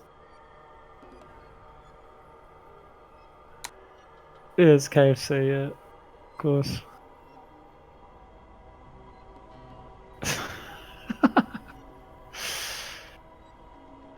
God, Scribblio troll stuff. How long does this thing take, man? It takes maybe 15 minutes and then it's over. Oh, we're not even going to have time for a lobby then. Bloody troll. Okay, whatever. I'll get the lobby set up for the next teams then. Yeah, he's so happy with you, Scribblio. You troll. Oh god. This is being broadcast on on NWO Mercs as well. So these poor random people who've never watched comp before are just going to come in here and see Scriblio going on. Oh, I got it! Actually, is it still being broadcast on NWO Mercs, or have Yeah. they taken it off? No, we're still up there. I can't see it. You can't? Uh-oh. No, look at it. Look at MWO Mercs. They take it off. Sneaky, sneaky. Maybe they did. Can anyone see if our stream's being advertised on MWO Mercs? I bet you they removed it when they removed it in what is it? NG&G?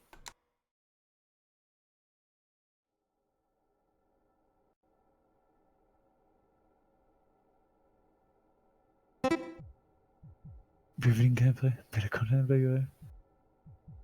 Nah. Stop being a salty meme lord, Reckless. Come play some MWO.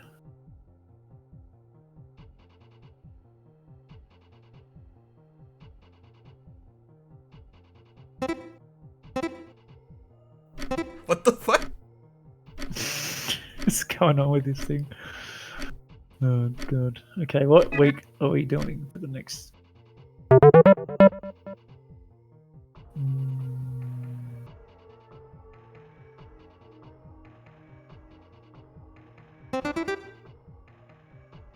Week 3 we're gonna do. Boreal Reach with the Black Knights is the 1v1.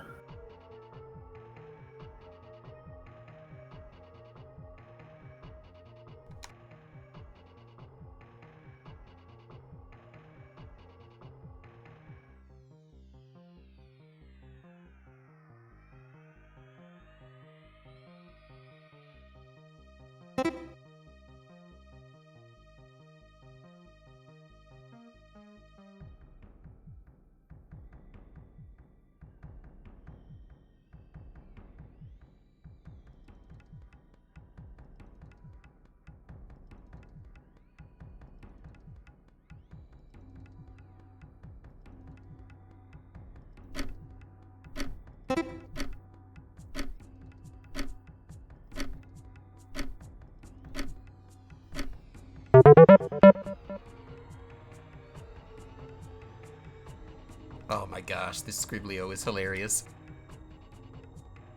What the fuck? Oh, it's Dangu's turn.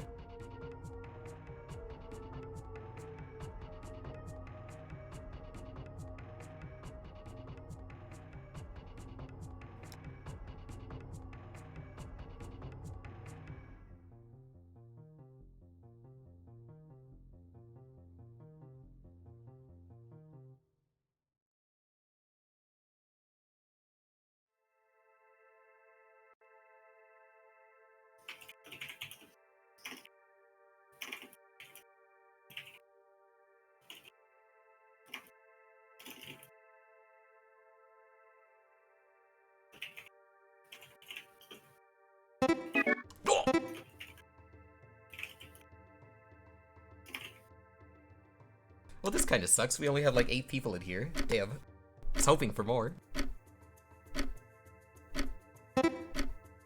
How many can you get in? Oh, I don't think there's a limit, really. Oh, really?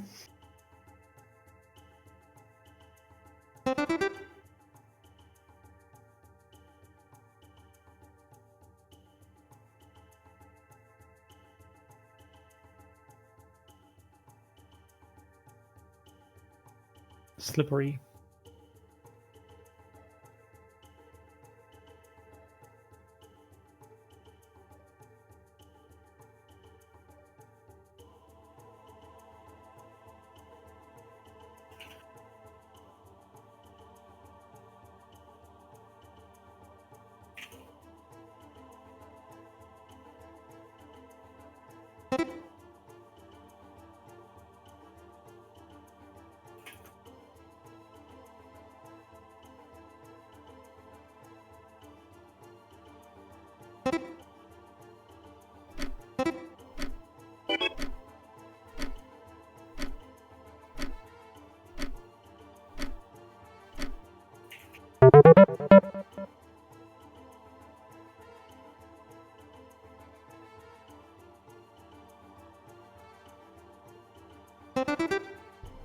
shit. Now I get to draw. Oh no. Do you have to like hide the stream for the word? Oh fuck! I forgot.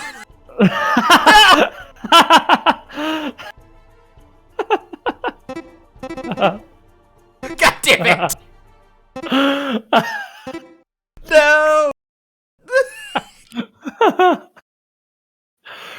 Everyone got that fucking word. Oh my goodness. Unless they're not watching. I just hear it. Bloop, bloop, bloop, bloop, bloop. Oh my goodness.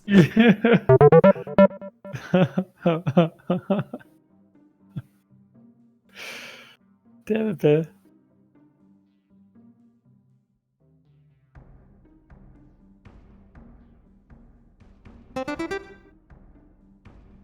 Shop's not watching the stream. He's not even playing.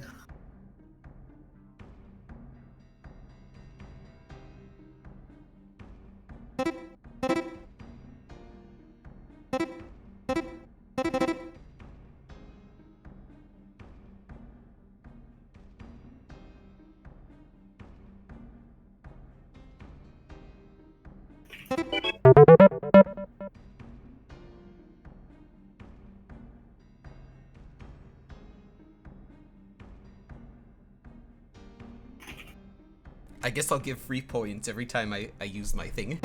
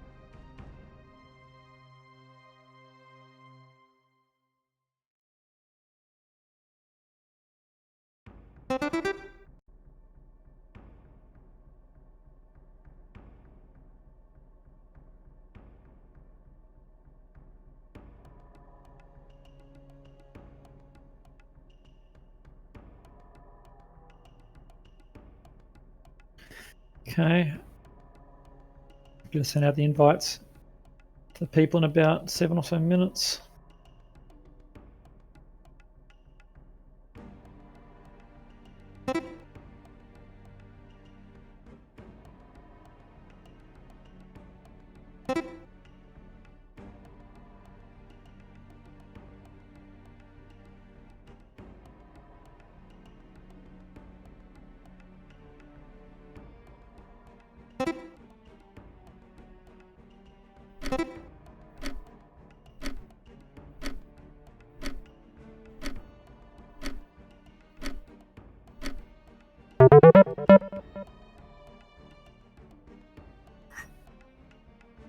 He's just written car on it.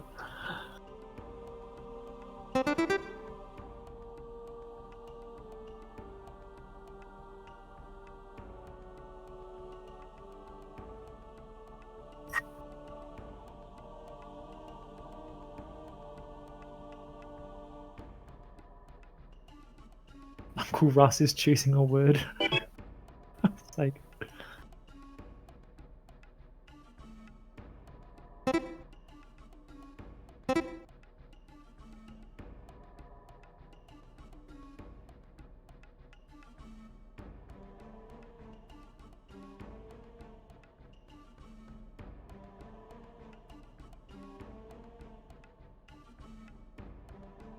the lizard? What the fuck? I don't fucking know, man.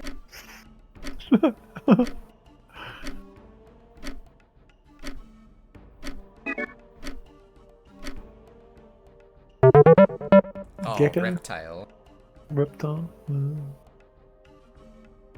God damn it. So how much time do we have? 10 minutes, but I'm going to start inviting them. So Ah, okay. So we won't do another scribbly. No more scribbly for you.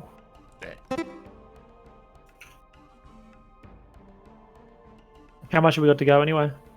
This is round 2 of 3, so it should be soon. Okay, yeah, plenty of time then.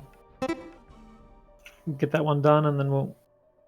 I'm going to go ask Sale. Give me a second.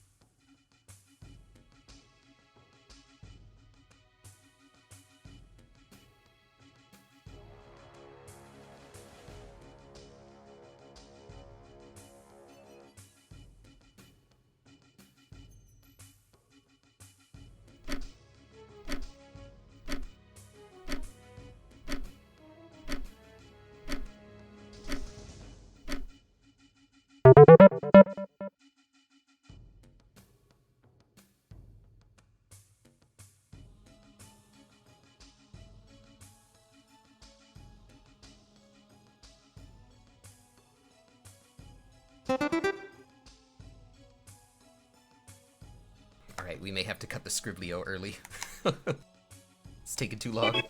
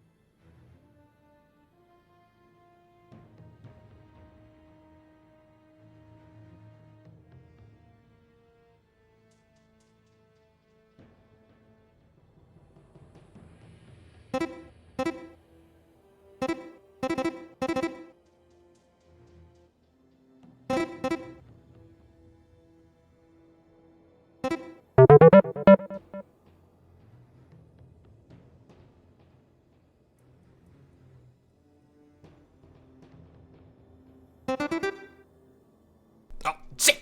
No! Fuck! No!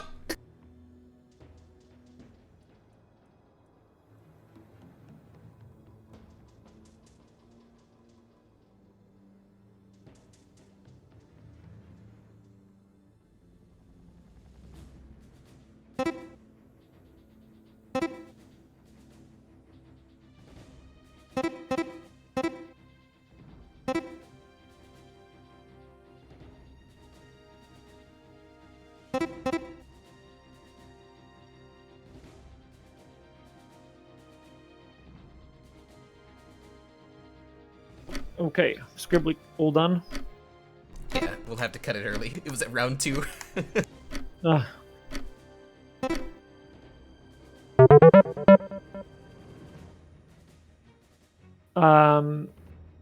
Probably reset the things and rename it, like the teams at the top and stuff. Yeah, I'll do that. Just give me a sec. Yeah, got Nate in the lobby. And we're gonna get Stimrog. Send him an invite.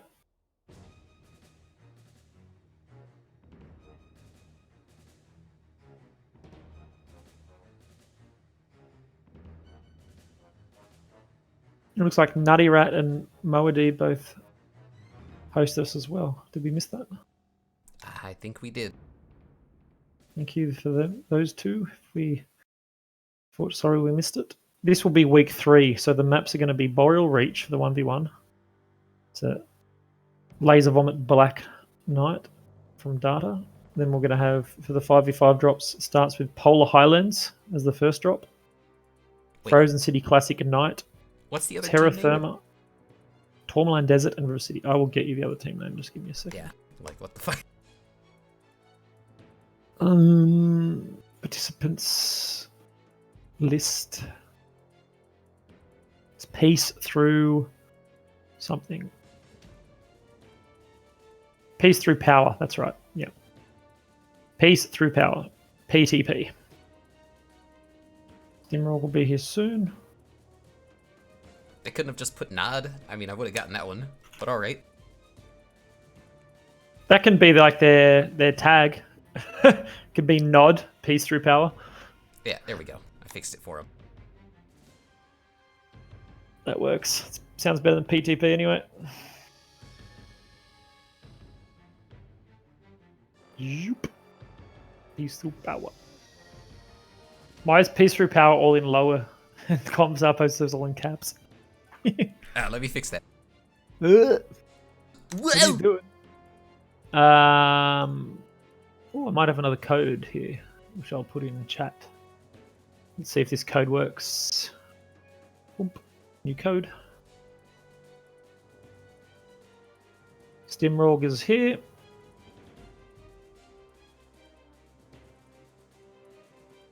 So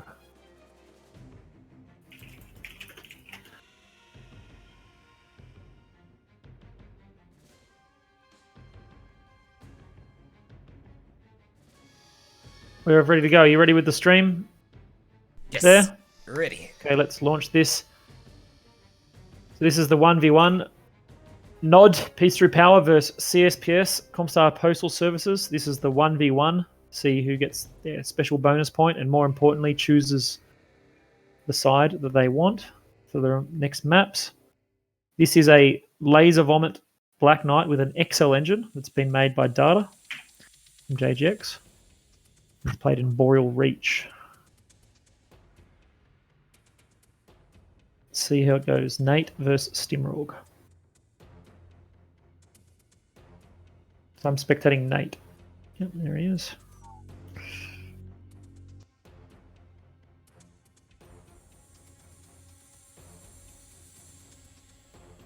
Oh, this should be interesting.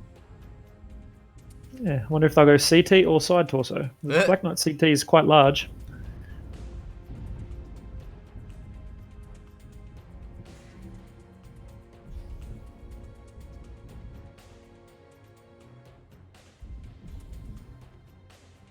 Lots of arm tanking here. Looks like Nate's going right torso. Oh, he's already opened it.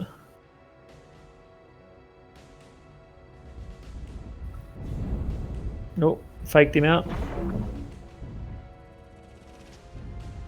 Is this XL? Yes, I believe it is. Ooh.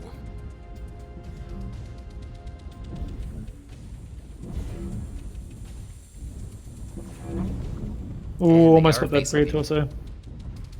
Yeah, they've really moved in.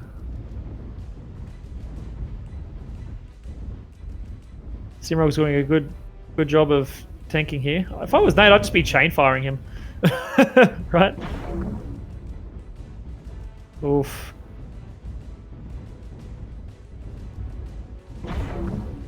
Oh no.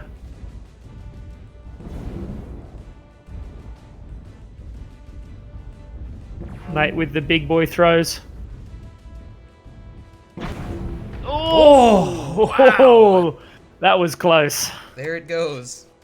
There goes the XL. Boom. Very close match. Yes. Nate by the skin of his teeth. So CSPS get to choose. That did me 429 to 351. So Stim more accurate, but Nate going the side torso. Super close. So Jave, GT27. You now got to pay out on your bet. You lost.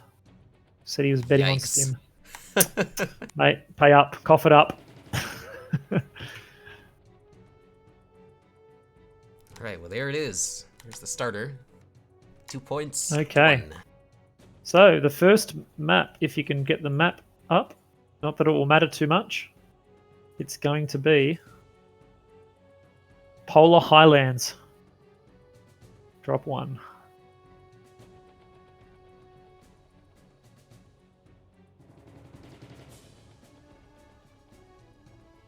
Oh, which cap point is it? Epsi or Theta?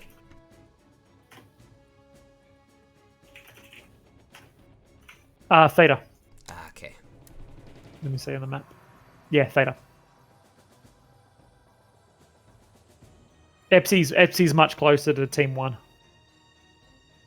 I believe Charlie Lances gets there much quicker than Alpha does from Team 2. A lot quicker. So Theta's the only one that's sort of in the middle. Now, there's no lock-ons, as I mentioned in the last match. There's no lock-ons on drop 2 or drop 1 of the 5v5s, the light drop. So we'll not see that. But it will be interesting to see if the teams opt to go for medium pulse or they take some longer range options as well. I mean, I can see a triple PPC Veagle doing quite well on this drop if you've got a pilot good enough to be able to hit those lights when they're moving around. Yeah. Or whether definitely. someone will take large lasers.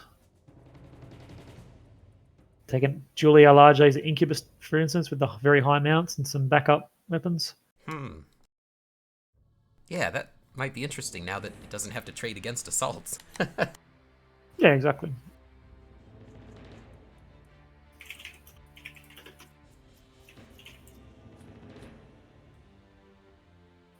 So which side does CSPS want? So CSPS off to a win at the start. 2 points to 1 point already. But more importantly, they get to choose the side of the map that they want. 1. They want Team 1, so perfect.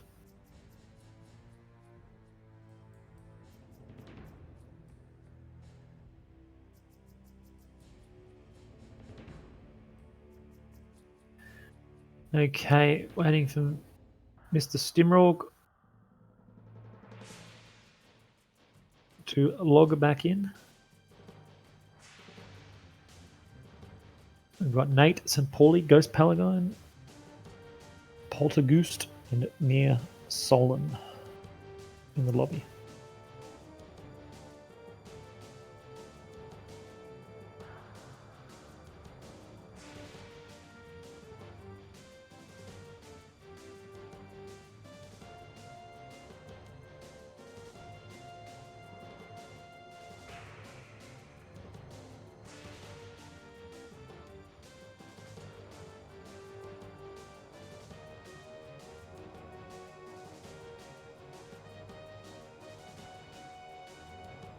Probably invite Bowser to the lobby here, clearly if he's playing.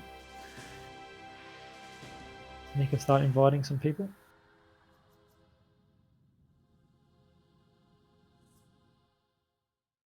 Oh, am I doing things? Uh-oh. No, you shouldn't be doing anything. Okay.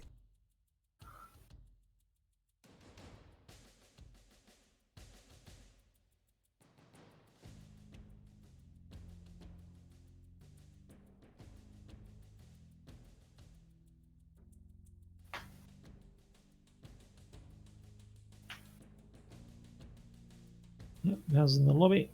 Start inviting people.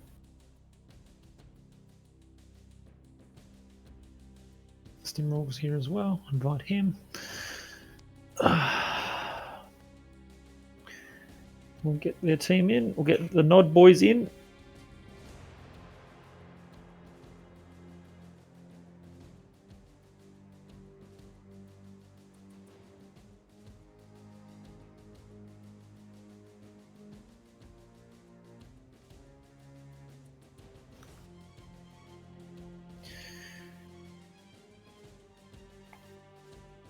In the name of Cain.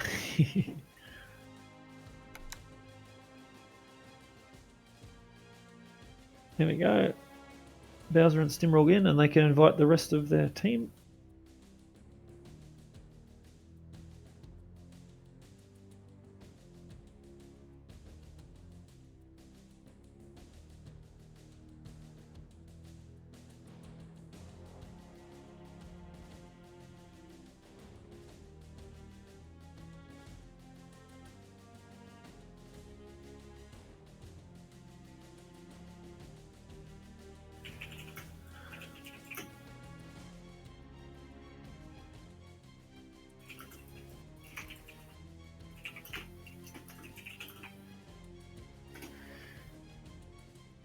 Team 1 to ready up, lock in, or get the match started.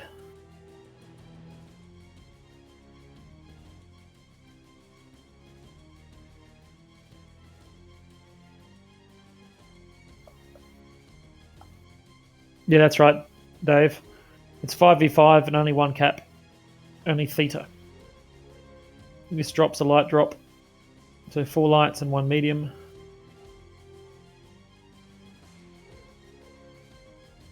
Okay. CSPS are locked and loaded. Just waiting for Nod to get their pilots in. Conquest, Polar Highlands, North America, day, 10-minute match time, and first person only. There we go. We've got an MJ12 player, Meerkat, Clan Widowmaker player, PHL player. So we've got a bit of a mixed team.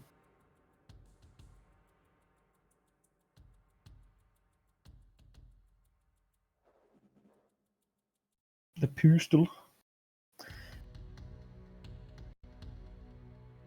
Well, mate, considering you don't have a voice on the stream, you're whatever I want to call you.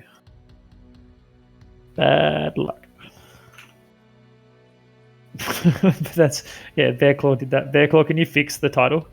What? It's fine. I don't know what you're talking about. Fix it up, mate. Come on. Okay, fine. We can meme, but that's enough memes. Not too hard.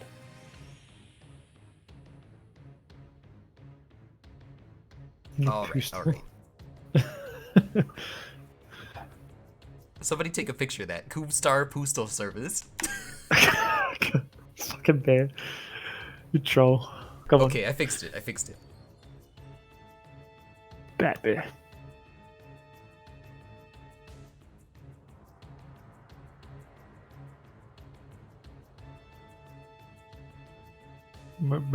Only Meerkat to get ready, and then we go 155 versus 180 at the moment tonnage.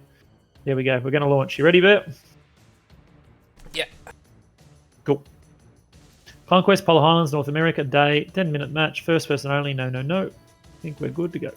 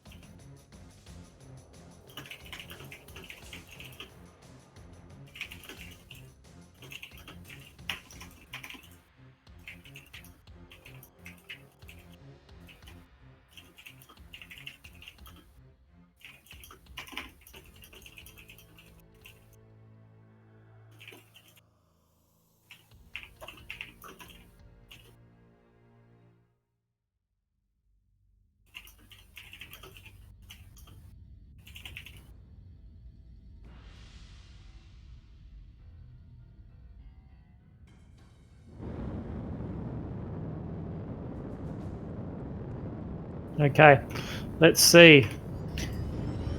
On Comstar Postal Service, we have Ghost Paladin, Poltergeist, Near Solson, St. Pauli Nate. We've got the Piranha 3, Wolfhound 2, Urban Mech K9, Javelin 11A, and a Vulcan 5T.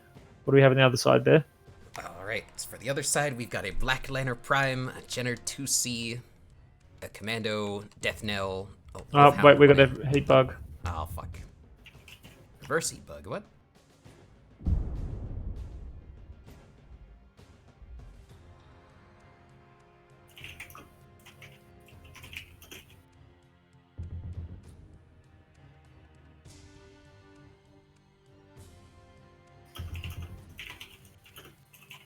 Really? A heat bug?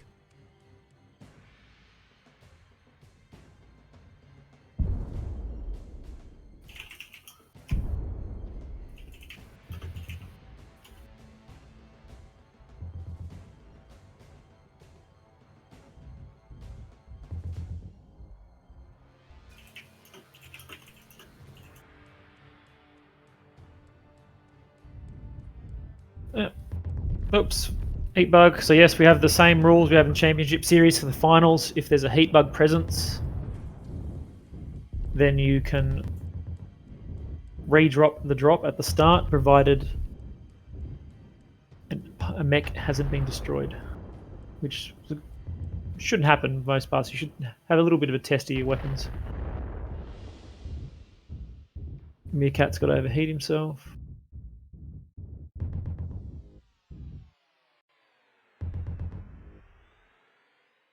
He should be able to easily overheat himself.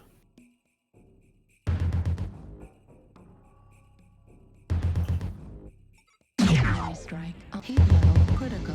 Artillery strike. Oh yeah, he's cooking. There he goes. Here he goes. Okay, then we're going to do a redrop.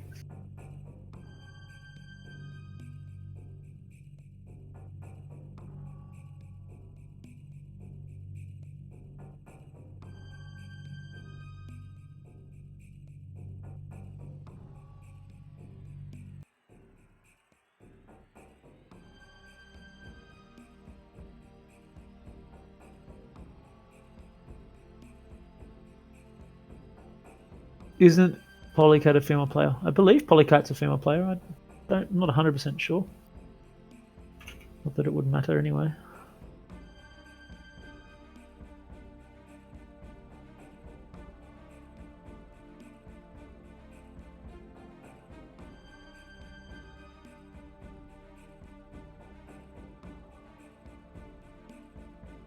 So let's try this one again. Everyone's almost ready up. Just waiting on Verdi.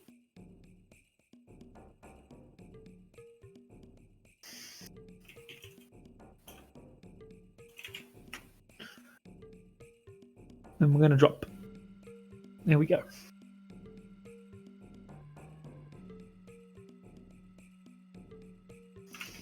I believe they all stayed in the same mechs and lances. I'll just ready up again. In the actual match, when a redrop is called for either disconnects that don't reconnect or heat bug, you can change your mechs and your lances and everything again. But some teams, of course, will opt not to.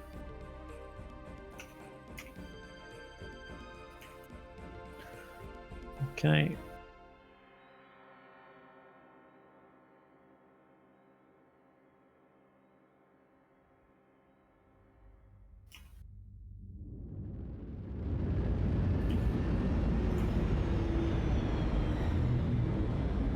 So, we were interrupted last time, Bearclaw, but what are Nod bringing? Which mechs? So we've got Stimrog in a Jenner 2C, Polycat in an Urban Mech K9, Bowser in a Black Lantern, Meerkat in a Wolfhound 1A, and Verdi in a Commando Death Knell. Okay, interesting. I'm going to go into their... So we've got the Javelin 11As, as you expect, 7 medium lasers. Meerkat's Wolfhound 1A is 5 medium pulse. Polycat's Urban Mech K9 is 5 medium pulse. Stimrog Jenner 2C is 4 SRM6 and 2 SRM4 with a big engine. No Artemis on those. Bowser's Black Lena is 6 medium pulse. Nate's Vulcan, 5 medium pulse. Poltergeist has got 5 medium pulse and 1 ER small Wolfhound. Small pulse ER micro laser Piranha 3 from Ghost Paladin. And the same 7 medium laser Javelin from St. Pauli. Some good choices, I think. Lots of MPLs, of course. Yep. And I managed to look through all the mechs and get out of it without getting the viewer bug, so I'm pretty happy. Nice. They're all conglomerating around Theta at the moment. Both sort of in the low ground. Moving up.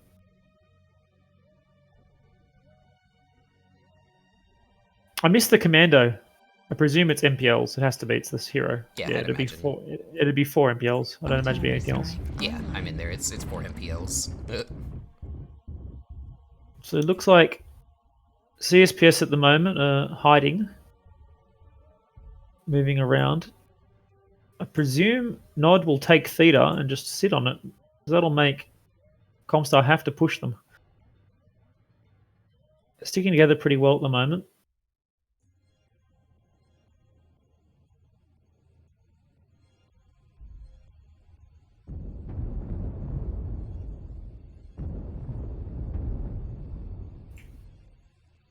The Vulcan's an interesting choice because there's no weight limit on this. You could take a 55 tonner instead of the 40 tonner. While the Vulcan is very good, I'm not sure if it's quite good enough to choose over a 55 tonner. I'll have to see how it works out.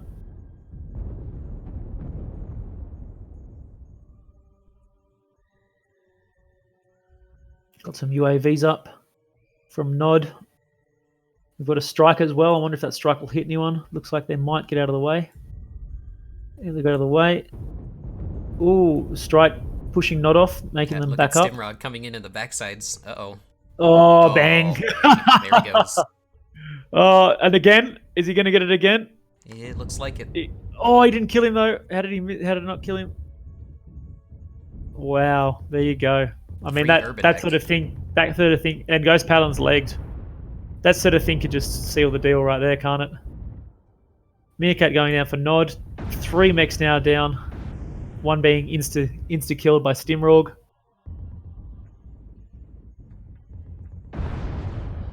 Yeah, Stimrog just chunking the enemy light mechs.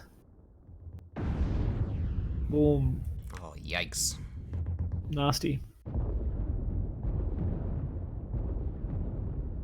Bowser's tanking. St. Pauli not wanting to give away the extra kill. Looks like he's pretty hurt, but doesn't look like he'll get it. Oh, he did get it. Nice. Yeah. Nice. Picked up an extra point of damage. A very nasty gank right from the beginning by Stimrog there. Near Solzen, I imagine, is going to do very little damage. Let's have a look. Publish the stats. 13 damage. Ouch. 13 damage. Still more than our good friend 228 friend though.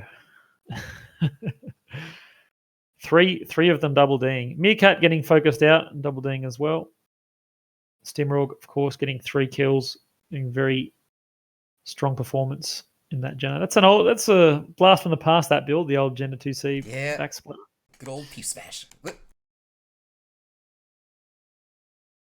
Laying.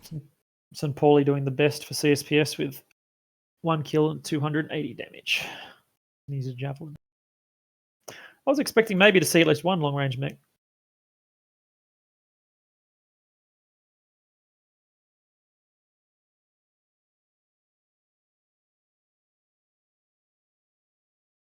Still more than a panic button, that's right, girls.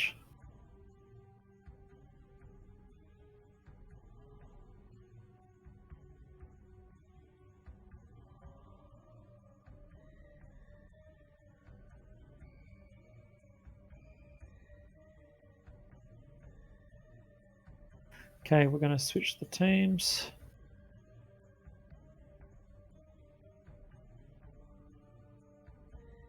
CSPS, Team 2, Nod on Team 1, and we're going to go to our next map, which will be Frozen City Classic Night.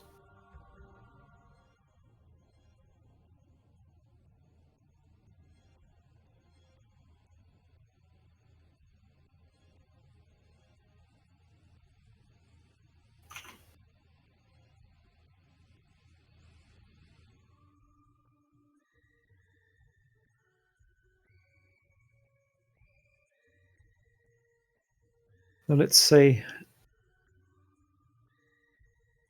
This is an interesting one. Makes you sort of fight over in Theta.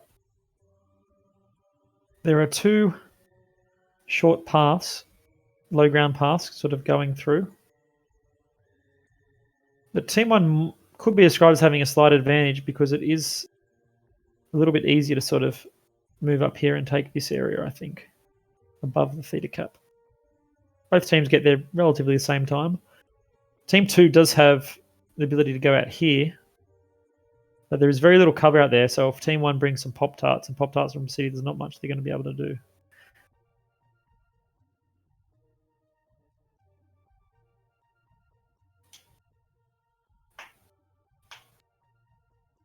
So we've got Nod still bringing in a nice mix of different pilots with different tags.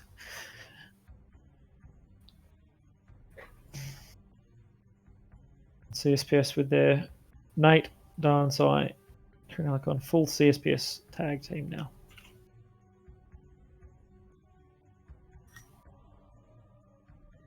Is there a roster limit at some point? No, there is no roster limit. Teams can bring as many or as few pilots they want, but the only thing is, once I get full confirmation of the rewards, that the rewards I will give to teams are going to not be based on how many pilots they have, right? So the more pilots you bring in the team, the more you're going to have to spread your rewards around. So if teams are putting in really big rosters, then it's going to negatively affect them in terms of spreading in-game rewards, and because you get participation awards as well as winning your division rewards. So right. Something for teams to be aware of. If they blow out too big, you want to have less. I mean, a roster of 8 would be a good medium. So if you're getting up towards, if you're a team and you're getting up towards a roster of like 12, 13, 14, 15, you might really want to consider seeing if you can push it to that 16 and submit 2 rosters. We'll also be working with team leaders to appropriately place the different teams in their divisions. And these exhibition matches that we're showcasing will also help with deciding how to place different teams. But, if your team has a couple of any of the top tier teams, like pilots on it, like EMP, Eon, RJF, JGX, any of those sort of level pilots, traditional Div A teams, then you'll pretty much be placed straight into Division A just because of the 5v5 nature.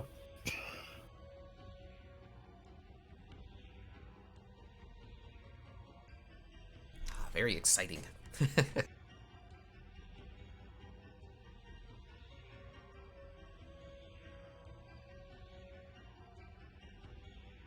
No 228 for this Reckless. Well, they did show interest early on. 228 Blackwatch. We'll have to wait and see where they submit. 228 Blackwatch traditionally submits their team on like the last day possible. So we'll only really know once it all goes down. And as Toaster said, the smaller the team size get, the more like you can have a broad orientated sort of meta. The early drops in this tournament are really favouring push, but some of the larger drops can easily be trade, especially on larger maps. So when you get up to the heavies and assaults, trading is right back. is going to be more prevalent. But definitely for the drop 2, the light drop, you'll almost always just see it go into a brawl.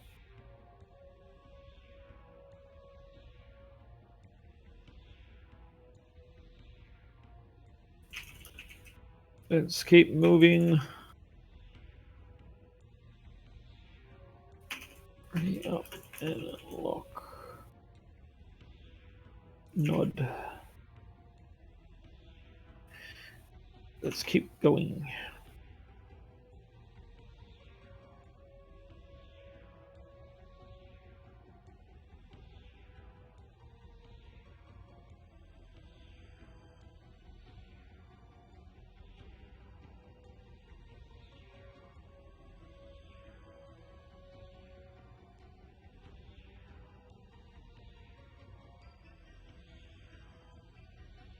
Alright, I'm back. Sorry about that.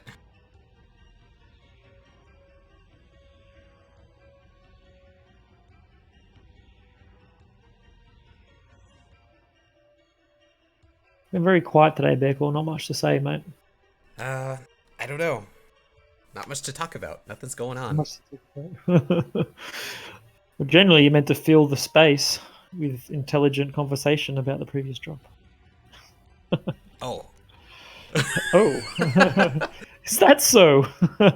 Is that what I'm Okay. supposed to be doing? Yes. I ran off I'm and took trying a to piss. get myself a beer, kick back. Don't worry, don't have to try and entertain the 90 viewers watching us. Yeah, no big deal. They're here for Come comp. on, Mr. Bear. I'm very unentertaining, so you need to pull something. You need to do something. Well, this is the point. It's like David Attenborough, Are you going to talking stream over- after this in saying that? No, probably not. Bear? Yes? What? No? Maybe. Hello? Can you hear me? Yes, I can now. Oh, okay. Yeah, I probably said no. Are you not going to stream? No. You could take advantage of our viewer count and just... Too much Trans- schoolwork, man. Nah. Too Come on, much man. science. It sucks. Nah, all the colleges and schools are going to be shut down next week anyway, so don't worry about it. Maybe, but I need confirmation first before I decide to just binge, Mhm.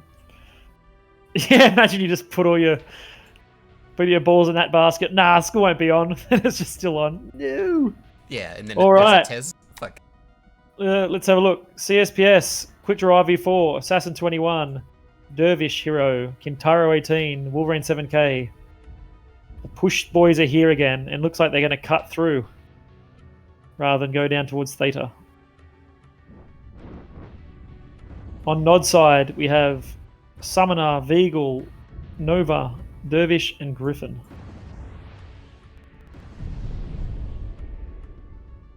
Oh, looks like it's a big Rotato. Tornado, activate. Yeah, they Well, it should have looks just like cut in that Nod have some more trading options. So CSPS are really going to want to push in as soon as possible to take advantage of that lack of DPS. The Veagle is what? What's Rabajabba's Veagle? I didn't know Rabajabba still played this game anymore. He must have come back especially. Yeah, he's an ATM Veagle at the back. Oh, and he just Here did a comes the nice brawl. number. Oh, he just chopped 20% off Nate in the Dervish. Wow. I think those Ooh. were rockets. No, they were the ATMs. He got hit by the Veagle ATMs. No. He got fucking wrecked. Yeah, Polly's next. Self-destruct from Polycat. He got focused Jesus out. Christ. Zeos is next. Those ATMs hurt. And There not you a go. single one brought AMS. Oh. No. Ouch. No. Kieran Hallison has got AMS. I see it sticking out of his Oh, Kintaro. there he is. Yeah, there's one. I mean, not enough though. Yeah. Verdi's still up. They really need to finish off Verdi here. There he goes. Verdi's gone.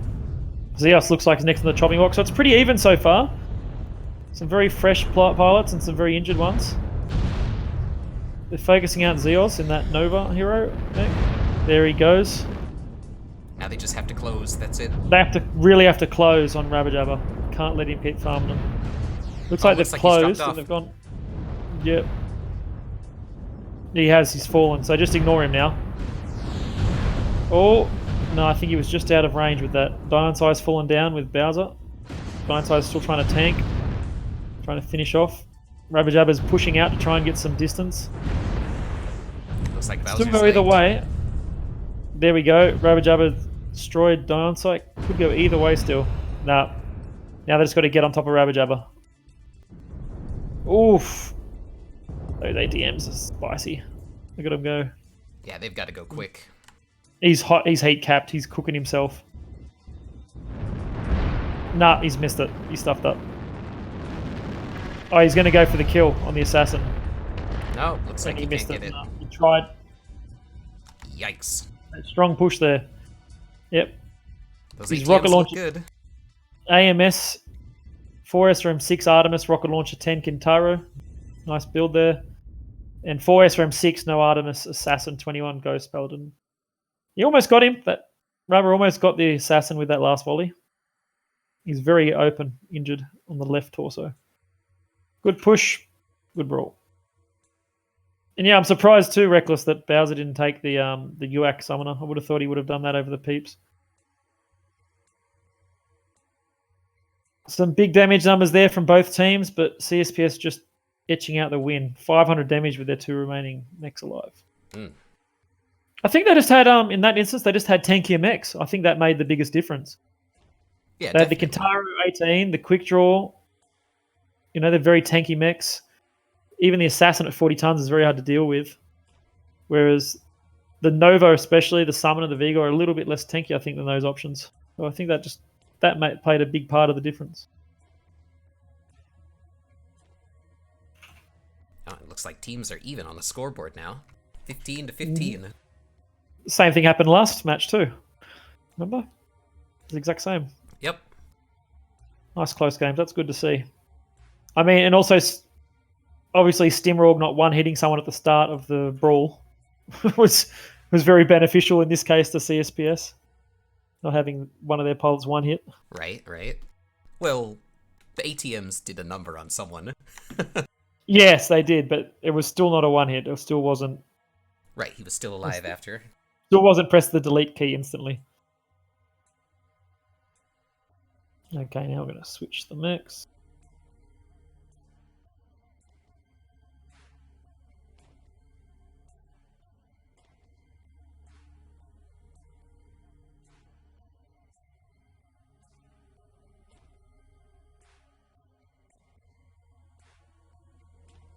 CSPS can take their 5 minutes. We have a life problem.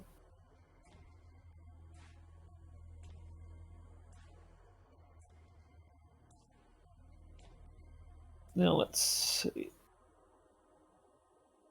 The next map is... No, got too many tabs open. Week 3, Terra Firma for our heavy drop. Okay, wait a second. Which team is what? Comstar Postal Services Team 1, right? They are for the next drop, I believe. Okay.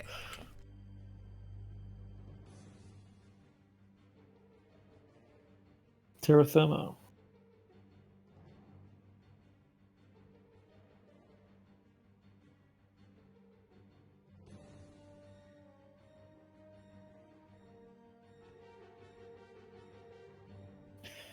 Excellent.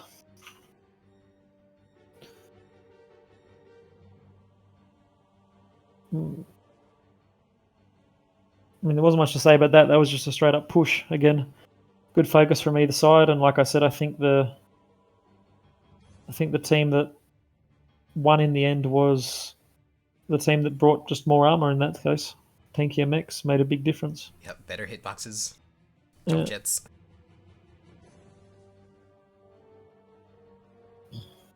I just feel like that Wolverine just it lives for so long. Like no one really kills it. It's just it does live for a long time. You're right. Like even in the MJ12 versus RJF, you would just see Scout Derek just tanking right until the end. Jeez, it's a pretty good mech for no armor quirks. It's got really nice. It's got really nice like jump jet animation, like sort of hit reg. Oh yeah. Yeah, when it does those jump jets, it sort of really kicks up and makes it hard to isolate those hitboxes and register the damage. I think makes it pretty tanky if you can feather those jump jets quite well. Yep. 15 all at the moment, going quite well.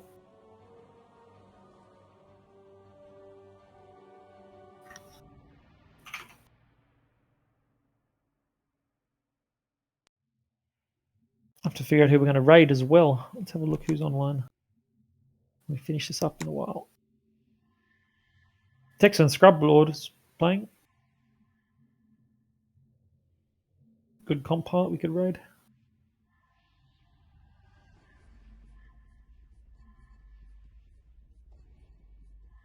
This next drop is the 4 heavies and 1 assault drop on Terra Firma, with feeder cap as the primary cap.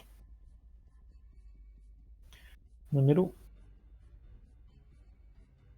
I'd say Team 2 is maybe a bit more favoured on this side. They've got a nice ledge. They can look over on feeder and a bit more space to manoeuvre around. But of course, Team 1 has a few choke points moving in to the cap point that they have to be funneled through. Yeah, although they do have the option of moving around the side as well to get some flanking mechs to shoot. As you can see, that they're sort of isolated with the approaches they can do towards theatre. Whereas Team 2 can sort of sit on this ledge, spread out here a bit more. They're a bit more connected. So we'll have to see.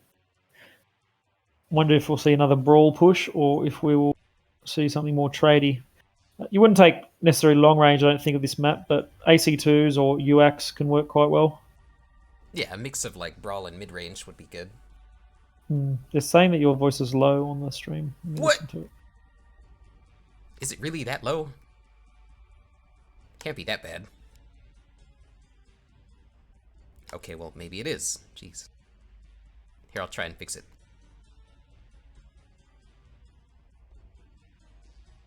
I can hear it. It's just you're just like louder than me. That's the only difference. Yeah, just listening to the stream then.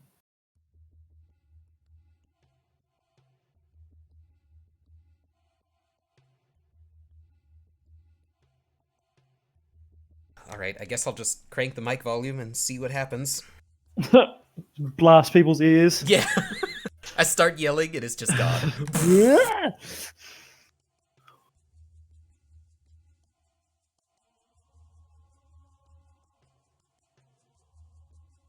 Okay, someone dropped out for CSPS and they brought in the Solon.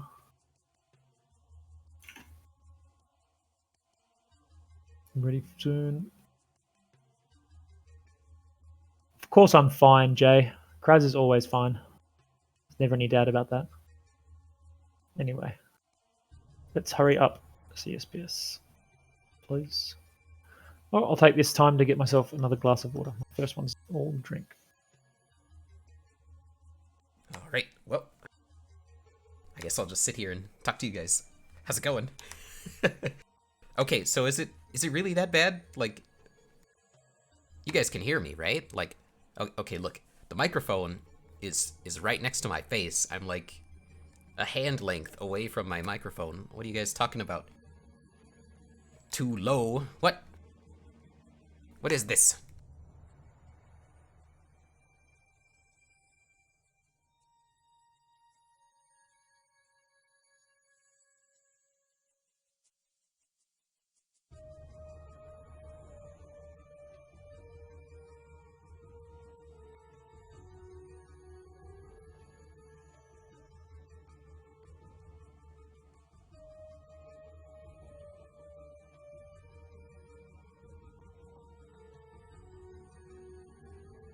Words are being said, but nothing is understood. Really?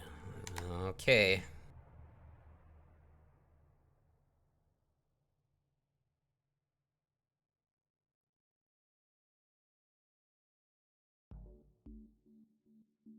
Words are being said. Huh.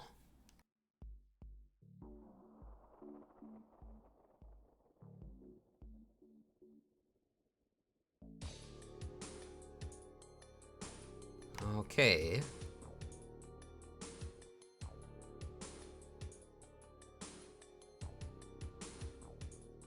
Alright, how about now? Better? Worse? Yes, no? I turned it up again. I just don't want to like turn it up too high and then break the shit. Because then maybe I start yelling and then it goes up. And then it explodes or something. So, gotta be careful.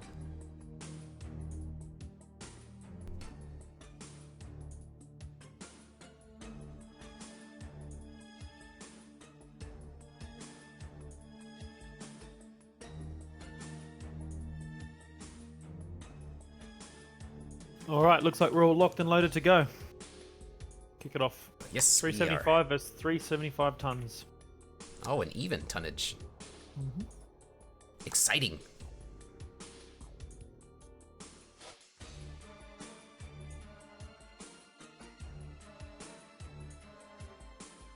There'll be more than 3 divisions, Dubious Squirrel. There'll be I'd say at least 5. There'll be a streamer division and div A, B, C, and D, I'd imagine. Oh, a special streamer division. What? What happens if I join a stream team? Do they get stuck in div A? The streamers have their own division. You could field your own stream team as well as being in JGX if you wanted to, Bear. Oh, interesting.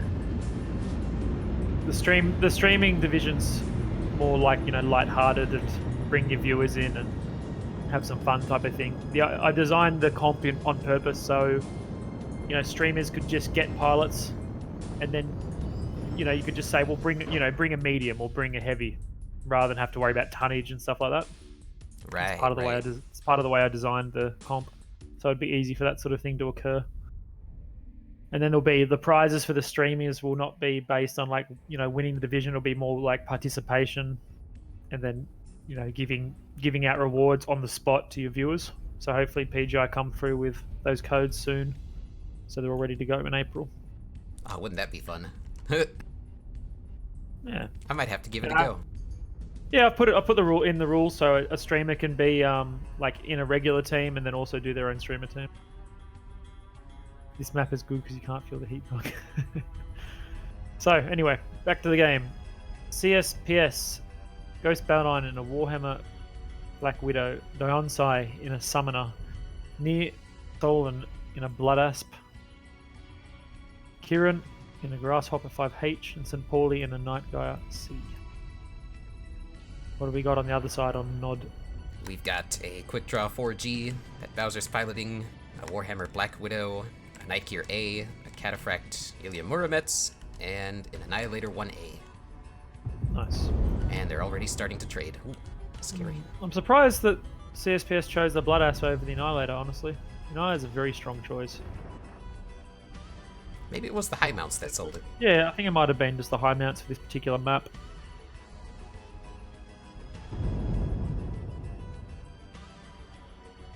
So we won't see as much of a push this game, I don't think. Judging from the mechs that have been brought around. They are mid-range, of course, and tradey. Yeah, it's definitely more tradey. Yeah, but we're not going to see like a full brawl push, I don't think. Konglord looks like his Annihilator's the AC10, AC5 build. Oh, Chiron's taken so much damage early. Uh-oh. Yeah, you sort of... It depends. Where is it, though? Can you select it? Where's the damage to? I can look. Is it on his... And he's on his arms, or is it like all CT, for instance? CSPS really need to get their Grasshopper and Summoner out of there. His side torso's open. The problem is, they can't let their main force get pushed either, and Theta. So they've taken Theta, which Nod did leave. That'll force Nod into moving, but I think they really need to link back up. Looks like they're going to try and force Nod to go down, push down this flank, but we'll see what happens. Yeah, Bowser's just being a menace in that heavy PPC quick draw. Heavy peeps is he having a quick draw? Oh yeah, I see it. Nice. I like that build. It's a fun build. Ballistics from Teos and Verdi. The Ilya Muromets is ballistics as well, of course. Don't know whether it's LBX or AC10s. Yep, so it's look like AC10 heavy, and they look like they're going to try to move towards Theta. Bowser in the back, kiting away, farming. Yeah, it looks like it's going to be a push to Theta. Yeah. They really need to get their guns right now. They need probably more guns on...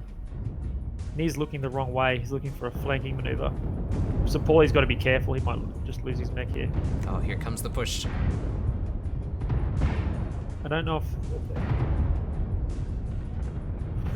Theos is taking a decent amount of damage up there. Oof. Things are not looking good. Both teams are taking a lot of damage here.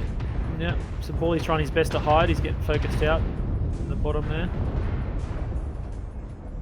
Theta still hasn't been capped, I will note. Not that it will matter greatly. Stim's getting it now. I think he needed to do that. Paulie's still being shot at, tanking. Yeah, as hard as Paulie's he can. tanking, hiding in the corner with his night gear.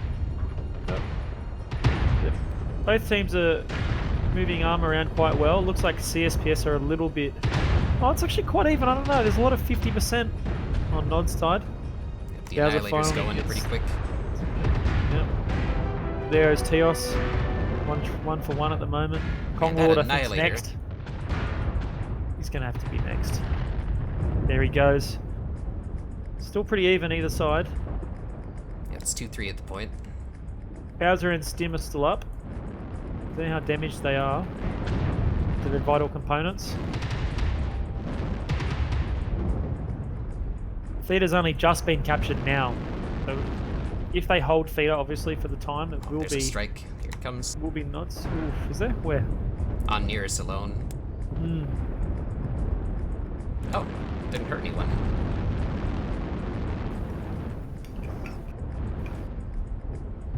Yeah, they've got to make a move at some point. Yeah, they will, though they'll lose. They're very damaged, so I don't know. Simrock taking a bit of damage there. Bowser's going to be doing a lot of damage, I think, if he's getting these shots. It's been pop-tarting a lot. They've got to push now. They're already peeling back. Like, if they miss this opportunity, it's over for them. They've got enough time to wrap. They've got 4 minutes. So they can pull off if they want to wrap through the other side. It just depends what they want. They've got Kieran moving over that way with his Grasshopper, and then the rest look like they're going to push. They're going to try and do a pincer movement, but I imagine that Nod... I don't know. Oh, they're not looking that way yet. Kieran might surprise is still looking this way. Kieran can see Stimrog. He didn't decide to take the shot. I think they're going to wait. He put a strike on Stim. I did? Yeah, there it is. Oh, yeah, look. Oh, that was a good strike. 46%. And he 42. got a nice hit on him as well. And Chiron but dies. he got some nice armor off him, but will it be enough? Guys are still pop-tarting away down to 46%, so it still could go either way. Looks like CSPS have to move up now, otherwise they'll lose on caps. Verdi is very injured in that night gear. Stim slowly edging up the top ground here, sitting in the back. If they can stay out of his range, I think they'll do well. Oh no, they're getting some nice back shots on him now too. Oh, they're just getting whittled down. It's a nice match though. Yeah, it's close. Very close. It's great, and it's looking good. It could go either way easily at this point. Looks like Bowser's going to try and peek again. I wonder how injured he is on his PPC side. Yeah, they got to stick really close. They've still got time. Oh, there's a strike on Bowser. Oh, and it's missed him. He's managed to hug that. Oh, no. Is he going to peek? They have to push. They're going to have to push soon. They've still got a little bit of time left, but it's going to quickly run out. Verdi's extreme. Oh, they're good pick off by Stimrog then. Looks like they've lost their opportunity to push. I'm going to go into the cockpit mode. Let's have a look. The Warhammer's completely one touch from Ghost Paladin. Nah, the Cataphract's still got armor. That's the difference. Yeah, Cataphract. The Night Gear's open, but it's still maybe not one touch. The Blood Asp is double side torso. It's still at both of them, but it's open both. It's probably lost it now. Bowser is one touch in his left torso. I don't know if he runs XL or not on that build. Boom. There we go. That's sealed it. Oof. Yeah, that was really good. Nice game. Nice game. Very close. Still in Nod's favour at the end there. Stimrog did get opened up CT from getting that final kill. Let's have a look at the different statistics. Near Solson doing very well in that Blood Ass, doing 700 damage. Bowser, farming away almost 700 in these heavy PPC quick draw. And a good spread of damage from everyone else. No one really dropping the ball with their damage there. Just moving Nod's way that time. And you know what? Again, if you look at it, it looks like Nod took more armor with the Cataphract and the Annihilator compared to the Blood Asp. You know, the Annihilator to the Blood Asp. So again, that's a very close game, and just maybe just a difference of that armor.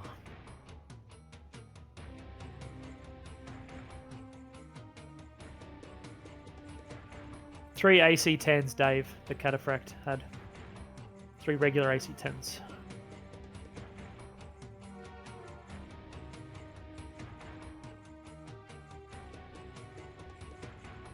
Yeah, that's pretty interesting. Like, it almost comes down to how much armor you have on either side, whether or not you really win. So far it has for these matches, at least. Yeah. But, I mean, there's a lot more that obviously goes into it.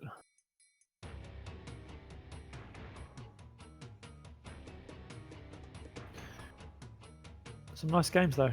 Nice close games. We're going to switch out.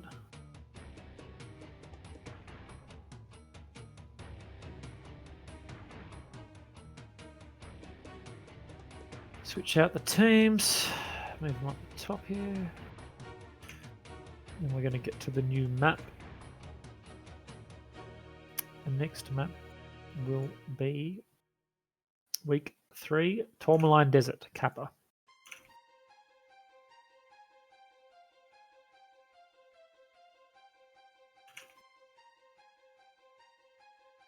Down that bottom cap point down there. Now, Tourmaline Desert's in twice in the map pool. One cap point is Kappa and one is Epsilon. I didn't choose Theta because I find, especially for the heavier drops, that Team 2 has very favoured capture Theta. There's a lot of different areas you can hit Theta from Team 2 without really being punished from the typical trading areas from Team 1. And Team 1 have some big barriers in their way that stop them overwatching or easily capturing Theta. So that's why that point wasn't chosen on this particular map. I found it was too unbalanced. But Epsilon and Kappa, you could argue that one side's a little bit unbalanced compared to the other, but I didn't nowhere near as much, in my opinion, on Theta, and nowhere near as much as the tests that would indicate. This one is the assault drop, so there'll be 4 assaults and 1 light. So it'll be really interesting to see what comes out of the initial play, whether we have that initial 1v1 as we did last drop of the lights battling each other to try and get that Kappa point, or something like that. Or we could see a big flank, alternatively, from the light to try and see if we can get a early gank on one of the assault mechs. That can be quite strong too. Yeah, that'd be pretty exciting to see one of the light mechs just turbo farm the assaults. Just run like a big NASCAR around the map and come in the back of like the slowest assault.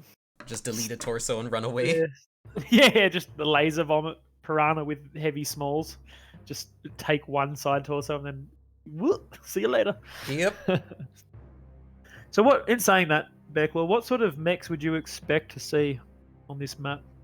For this map, I'd probably say maybe we see some Warhammer 2Cs or Warhawks, or maybe PPC traders. Yeah. Annihilator, of course. I mean, the Annihilator is such a strong mech, and without tonnage limits, there's very little reason not to take that mech, in my opinion, when you can. Yeah, if it fits the situation, then you might as well take it, because it's just one of those mechs you can really... I mean, with the Annihilator, you almost want to make it so the situation fits the mech. Right. It's that strong in the right areas. It will be interesting whether teams decide to choose the Dakar any, or they choose the ER large laser high mount any in this particular map, this matchup. I suppose it'll come down to whether they feel that the higher mounts are more important and have more trade centric. What do you think the lights will be? That's the other question. I mean, the obvious choice is the Wolfhound. Right. Very tanky, lots of nice medium pulse, so it can reach out for a little bit of range. But the other option is, of course, something like a Piranha. The Piranha, laser Piranha, or if you're feeling extra spicy, bring the same Jenna 2C, the one-shot Jenna 2C. See if you can ruin an assault's day. You'd probably have to two-hit it without the Artemis, but it would be funny. Stim brought that again. Yeah, but Stim's gotta be careful. That can be easily countered if... Oh, yes, very easily, yeah. So we've got Polycat in Bravo.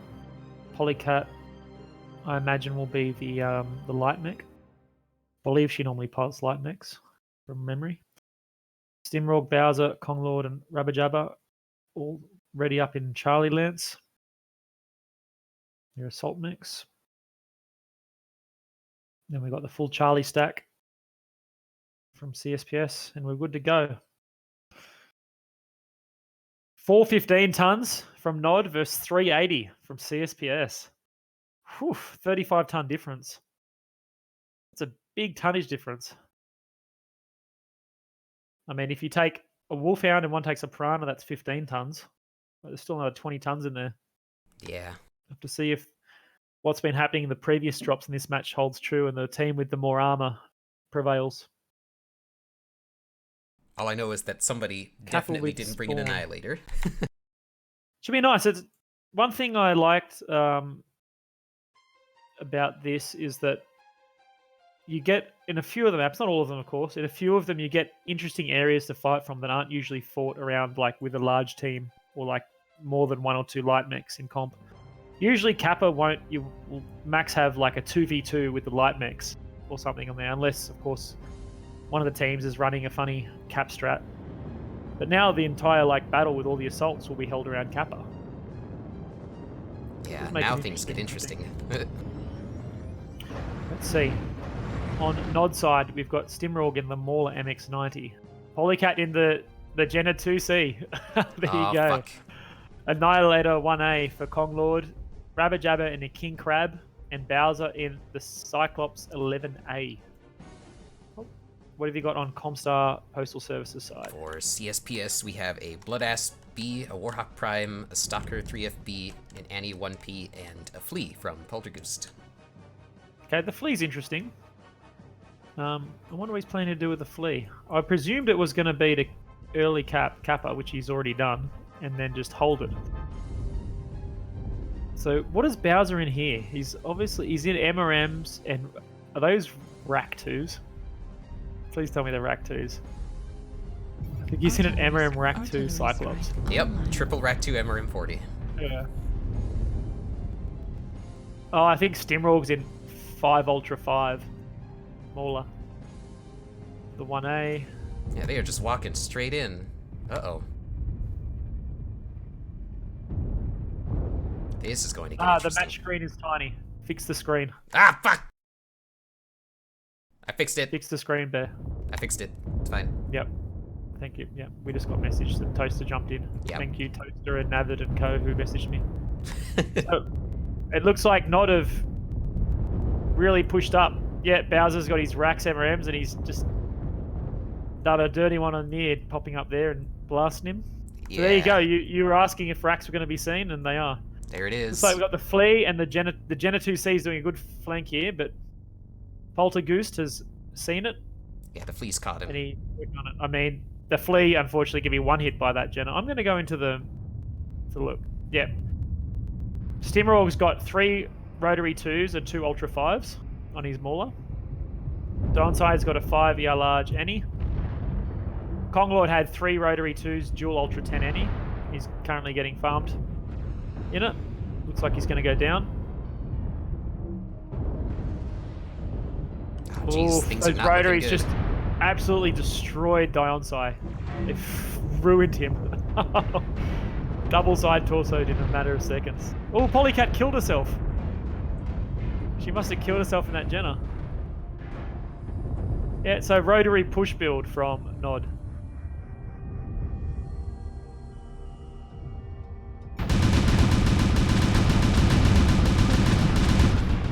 Konglord is 1 touch on his right torso with the Ultra 10s. The rotary's just proving too strong. Yep, Rax and UAC 5s. That's the combination these guys are running. There you go. Well, you did ask. You did wonder whether they were going to be shown, and Here they are.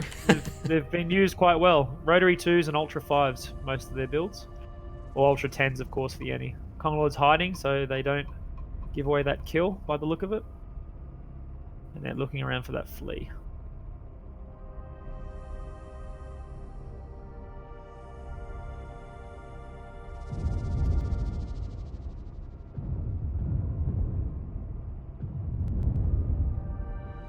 I hate to be this Flea right now. Jeez. All alone. So lonely. Oh no, he's stuck! He can't get through there! You need to test that. Uh-oh. He tried. He tried.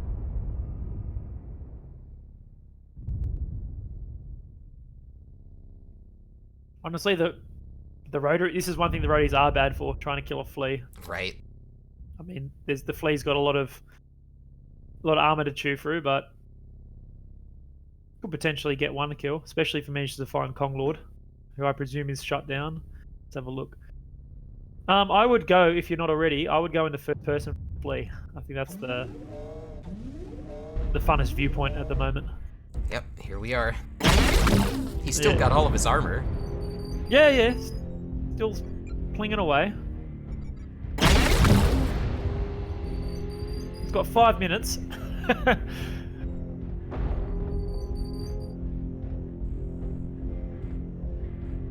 He's got ER mediums actually, not regular mediums, which is in this particular situation a really good boon for it. Right, yeah. Because now he can just peek and poke at people. Longer ranges. Unfortunately, he's against some people who can shoot very well, so I'll have to see if he can work some magic. Yeah, it's definitely an uphill fight. I would class it as a win if he gets 1 kill though. Yeah, me Manages too. to find Kong Lord here. If he manages to pick off Kong Lord or whittles down one of the assaults, I'd say that'd be a good win. I wonder if he's got seismic. Doesn't seem to. I don't know if I'd go down there. Yeah, I wouldn't go down there. I was questioning that decision as he was doing it. Yep, he's like, wait. Looking for that. I bet you he's looking for the Annihilator. So where is that Annihilator? There he is. He's found him. Yes, And he got there it him. is. Well done, Poltergeist. Yeah, I think he's just going to go in now. Oh, so many Got that racks. kill. Okay. Shooting him all over. Look at this. Yeah, it's too noisy in there. Poor guy. Bowser is pretty low in that Cyclops. He could potentially go for the kill. I wouldn't have done what he just did then if I was going to do that. There's Bowser. You keep peeking those racks. That'd work quite well. There he is. He's open. He could get the kill. He shouldn't have done what he did though, if he wanted to.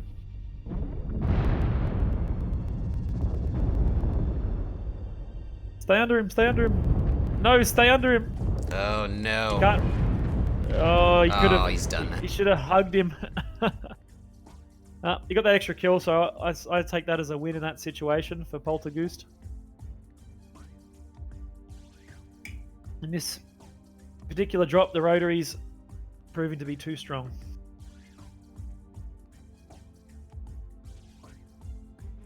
Yeah, Bowser 800 damage. Splattering of damage. And the other as well.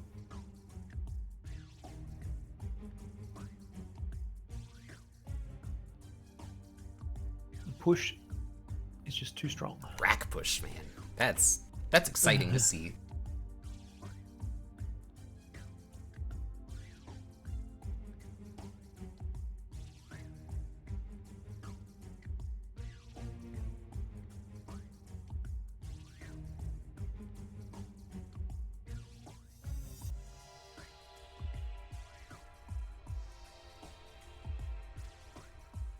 Okay, so we have one more drop to go.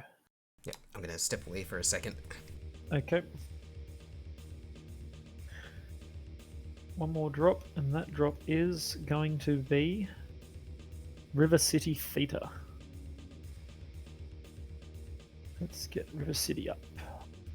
Here we are. Make sure it's day, it's day. Hopefully Bear has River City up. There it is. Theta gap right in the middle. From memory, one team can get there slightly quicker than the other to Theta. Can't remember which team it is though. I haven't played this map in comp for a while. Does anyone know which team gets there slightly quicker?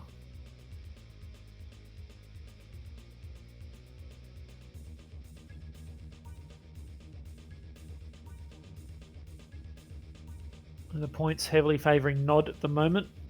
Don't think at this point that CSPS can come back and win it, but they can certainly make their mark and win this last drop, this sixth drop. Alright, I'm back. Sorry about that. Tiny bladder.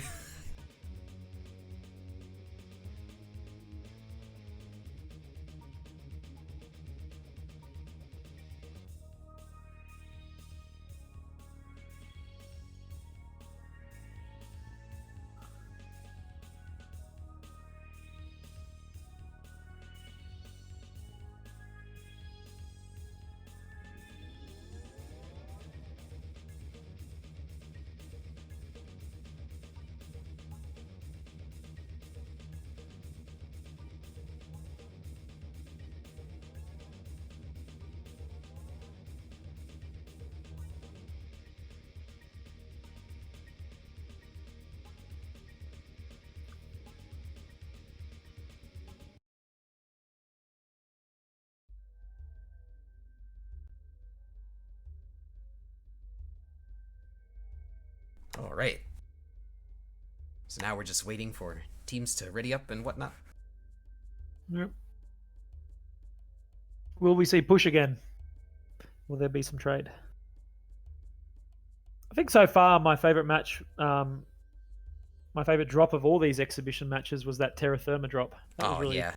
that was really nice. Had some good trading, some back and forth, and it was really, really close right until up in the end. Yeah, that little choke point, it was exciting to watch. You know, you don't see too many Yeah. fights around that area that don't go one-sided. Yeah, it was good trading back and forth. It was a nice drop. And close, you saw they held Theta quite a while, but just not long enough to make that difference. Yeah, if they had just a little more armor, I think it would have paid off.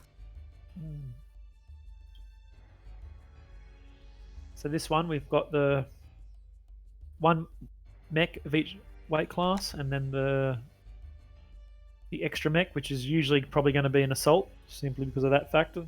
Lots of firepower and armor. But depending on the strategy used, this could be a drop where you could take something a bit smaller and do a bit of pop tarting from the city. We'll have to see.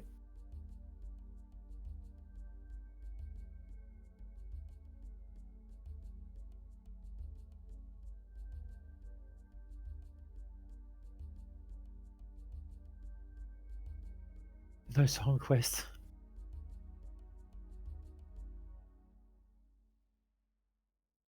Jay, you requesting songs as like the anti-request. We'll put that song straight on the never play this. It's just Straight away, yeah. Okay, yeah, just on the ban list. Purge of Jay. If we can get enough 10v1 emotes in chat from everyone, I will time out Jay or ban him. It's up to everyone. See how many people are actively listening and want Jay from Ismo out of chat.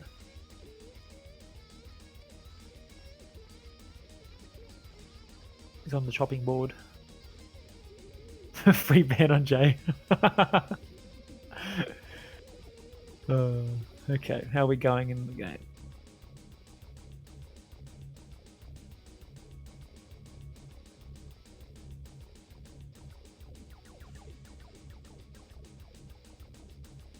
Real life got in the way, Nate. No. No one wants to kick Jay, man. What does the world come to? Well, I mean, Just full of... No one's really watching us, but it's full of chatbots. yeah, it's just like 70 chatbots and 8 viewers, just kind of talking. Reported for view botting.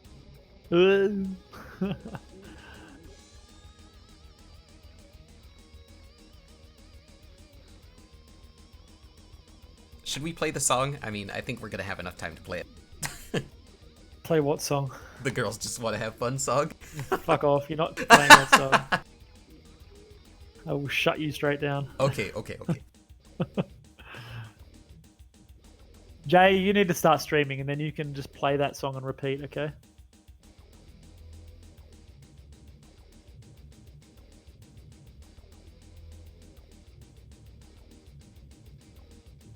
This is an exhibition match for week 3. These are the week 3 maps. We haven't done weeks 5 or 6 yet. We've done exhibition matches for week 1, 2, 3, and 4 now. The next weekend might try and line up a week 5 and or a week 6. We'll see how we go. And then the next week after that will be the start of the competition on the Monday, March the 30th, the Monday, the first round. Currently we have 20 teams signed up, and I'm anticipating perhaps another 10. I'd say maximum of 30 teams would probably sign up to this. We'll have to see who signs up right in the end.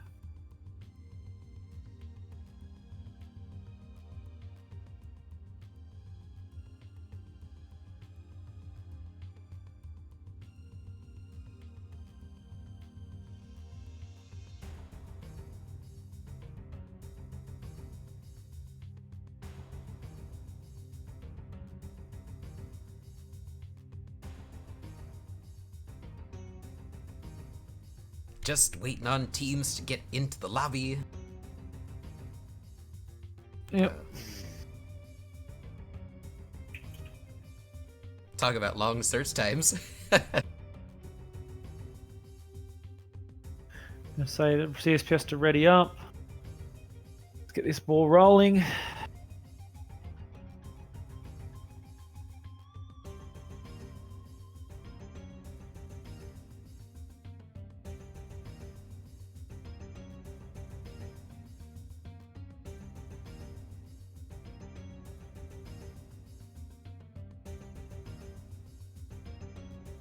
Then Nod will have their chance.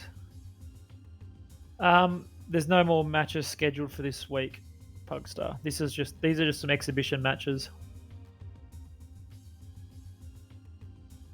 At the moment, we're a little bit short of shoutcasters, actually.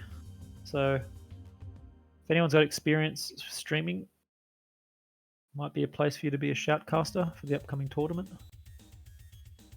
We have free cookies. Mm-hmm. Oh, we often give some rewards for shoutcasters and stuff. Depends on how much leftovers we have after the tournament.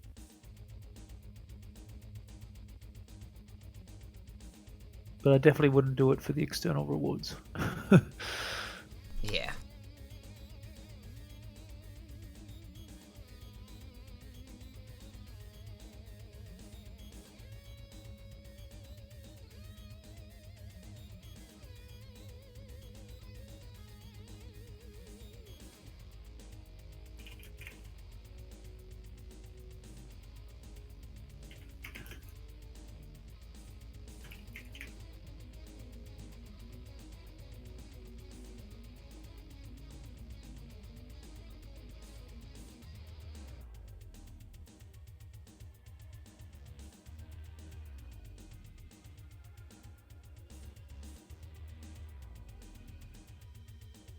Bum, bum.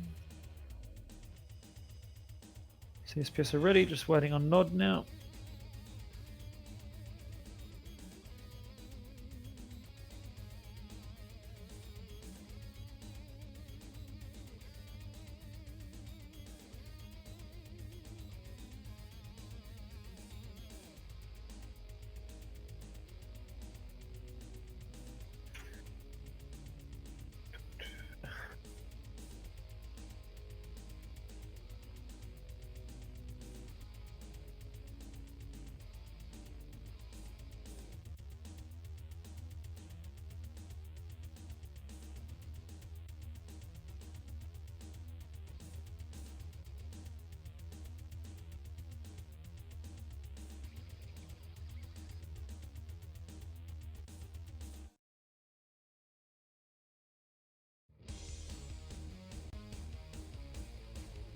Can we just launch like this? Yeah, They got a few 4v5, more let's minutes. go.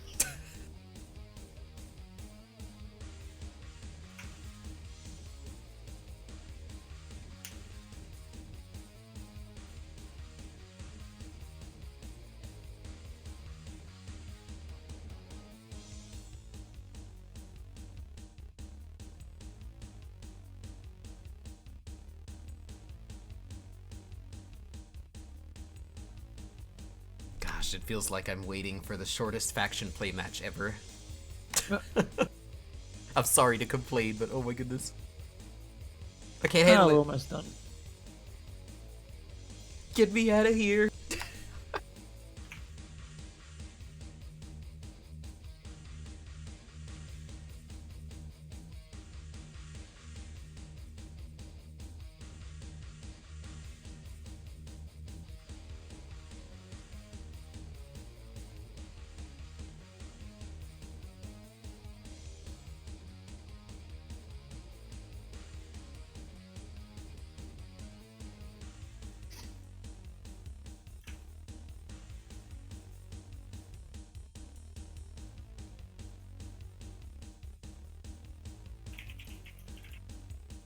Two minutes left, just say. 2 more minutes. got places to be.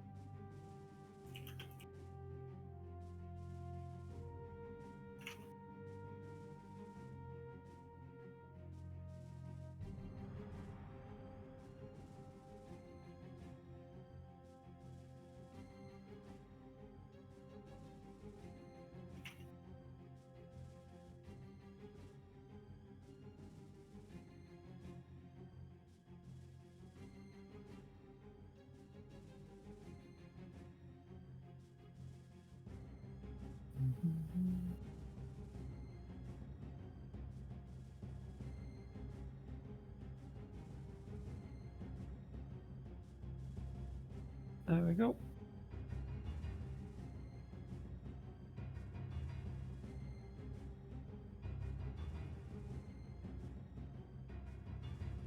All right, we've got everyone in lobby now. Just gotta ready up. Let's go. Ready up and let's go.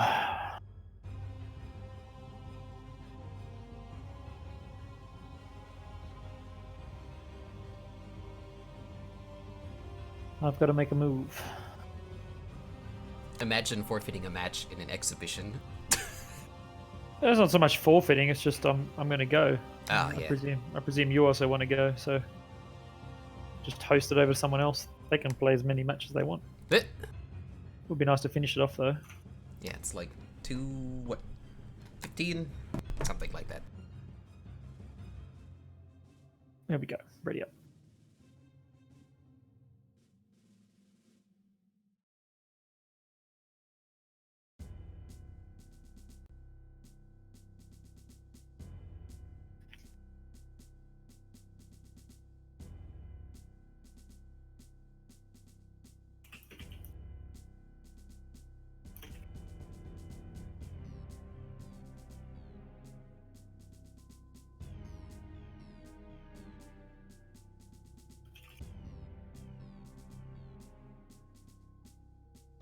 Okay.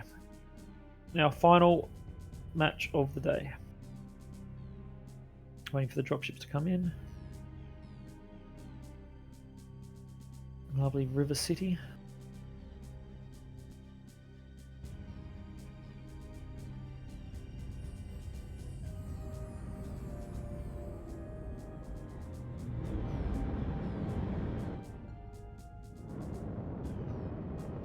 Okay, so on Comstar Postal Service we have Wolfhound 2, Grasshopper, Bloodass, Vulcan, and Annihilator. What have we got on Nod? On Nod's side, we have a Wolfhound 2, Vapor Eagle 2, Summoner Prime, Annihilator 2A, and Warhammer 2C ML, the Hero Mech. Okay. What's on the Warhammer? I will check. Peeps. Quad Peeps. Oh no, it's triple Peeps and 2 Gauss rifles. Ah, okay, yeah, I know that build.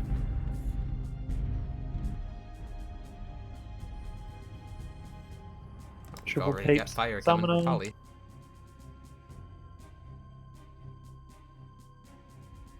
Six AC2 dual peep Annihilator from Konglord.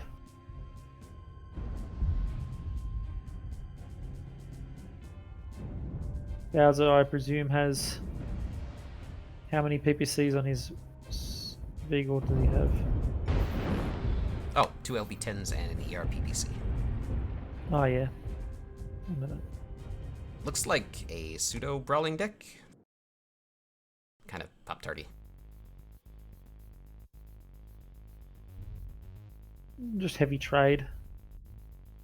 CSPS have got the early Theta cap. They've taken Starport up the top here. Got the any 1P with AMS and 5ER large. Grasshopper, trading Grasshopper. Oh, Dinosaur, you might want to Ooh, move uh-oh. back a bit, take some cover. Ghost Paladin. It's not looking good right now. Oh, he's 83%. Where did he get injured? He got Is it injured on spread, the way. or is it? Yeah, Is it spread though? I would imagine. Artillery strike That's the main thing. online. Yeah, Air it's strike spread. online. Hasn't hit him a lot. That's all right then. And we've got Nate stuck. Look down here on the Vulcan. He's sort of really close. Yeah. Oh, it was a good strike on Polycat. She doesn't Ooh. notice it. Oh no! Oh, There oh, it she is. just noticed it. Oh, and didn't get really punished for it. Bowser got Bowser actually got hit by caught that. in that one. It was it had no it didn't have the skill to make it more concentrated. Probably saved Polycat a lot of damage not having that skill. Yeah. Bowser's sort of peeking down here, but Oh! oof, Self-destruction. Mr. Tiaz. Yikes. I wonder if he accidentally alphaed and no. exploded. Both his Gauss rifles cooked in those torsos, I bet, and that's what killed him. Maybe, I mean, if he had 3 PPCs and 2 gold, if he shoots them all at once, it's like Yeah, he's done so. it's the same as shooting 5 PPCs worth of ghost heat. It's going to fuck. insta explode you. Yeah, that's a death. Yeah. So I don't know if he accidentally hit his alpha button. What happened there?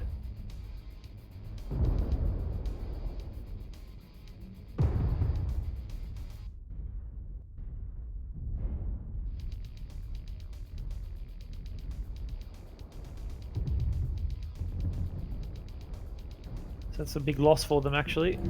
Lose that assault mech like that. Yep, that is lots of armor off the field. And they've had the cap for a long time now as well. So Oh, Polly just went from 57%. Wow.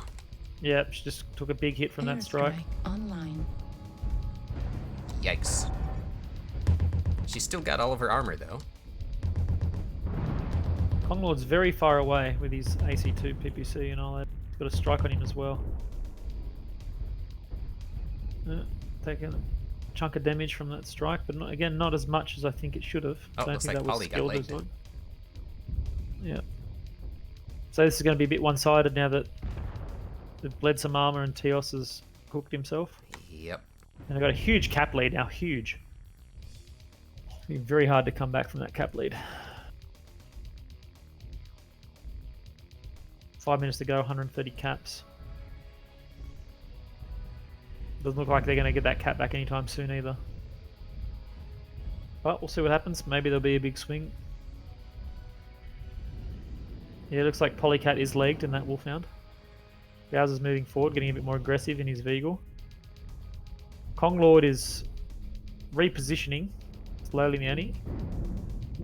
Looks like they're gonna try and get a gank on the Annihilator. Yeah, they're going to gank on the Annihilator. They will. They should. A Vulcan and a Wolfhound should easily gank that Annihilator now they're in Optim. Easily. Yeah, looks like it. Nice hit on him against Nate.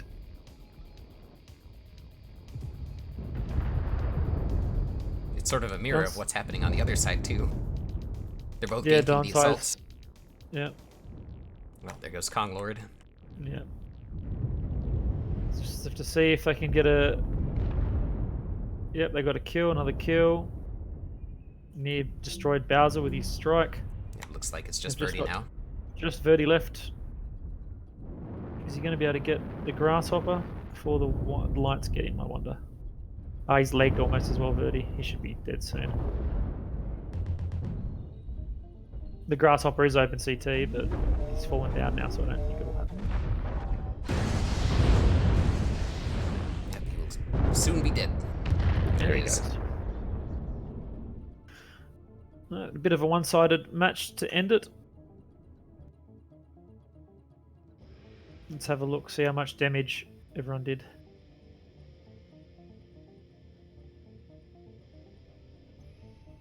So Paulie doing well, 500 damage with his Grasshopper. TL's doing 138 in his Warhammer, so I'd imagine he definitely did accidentally press that self-delete key. Oh, gotta be careful. Very careful when you're bringing what is essentially 5 ERPPCs worth of Ghost Heat with one shot. Definitely can't eat that Ghost Heat damage. Bowser doing very well with the Veagle, doing 500 damage as well. Okay, and we're all done. I have to go, so we'll skip the interview for this one, and we're going to raid. Who should we raid? Who's on? Maybe Texan Scrublord? Yeah, just let me know when you raid him so I can end the stream.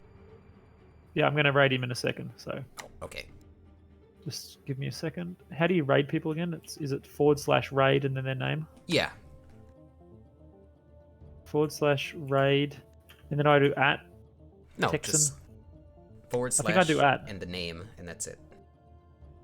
You sure? Can you do it? I can try. Let's see if it works. No, it worked. I did it. Okay. Thank you very much, everyone, for watching. Some nice games. And our exhibition there. Everyone's getting set up to raid. We're going to raid Texan Scrublord, a comp player. I don't think he plays any comp anymore, but still a very good player. You should enjoy watching him. And nothing's confirmed yet, but hopefully we'll have 1 or 2 more exhibition matches next weekend before the start of the actual competition. So I'm going to raid him now, Bearclaw. Yep, go for it.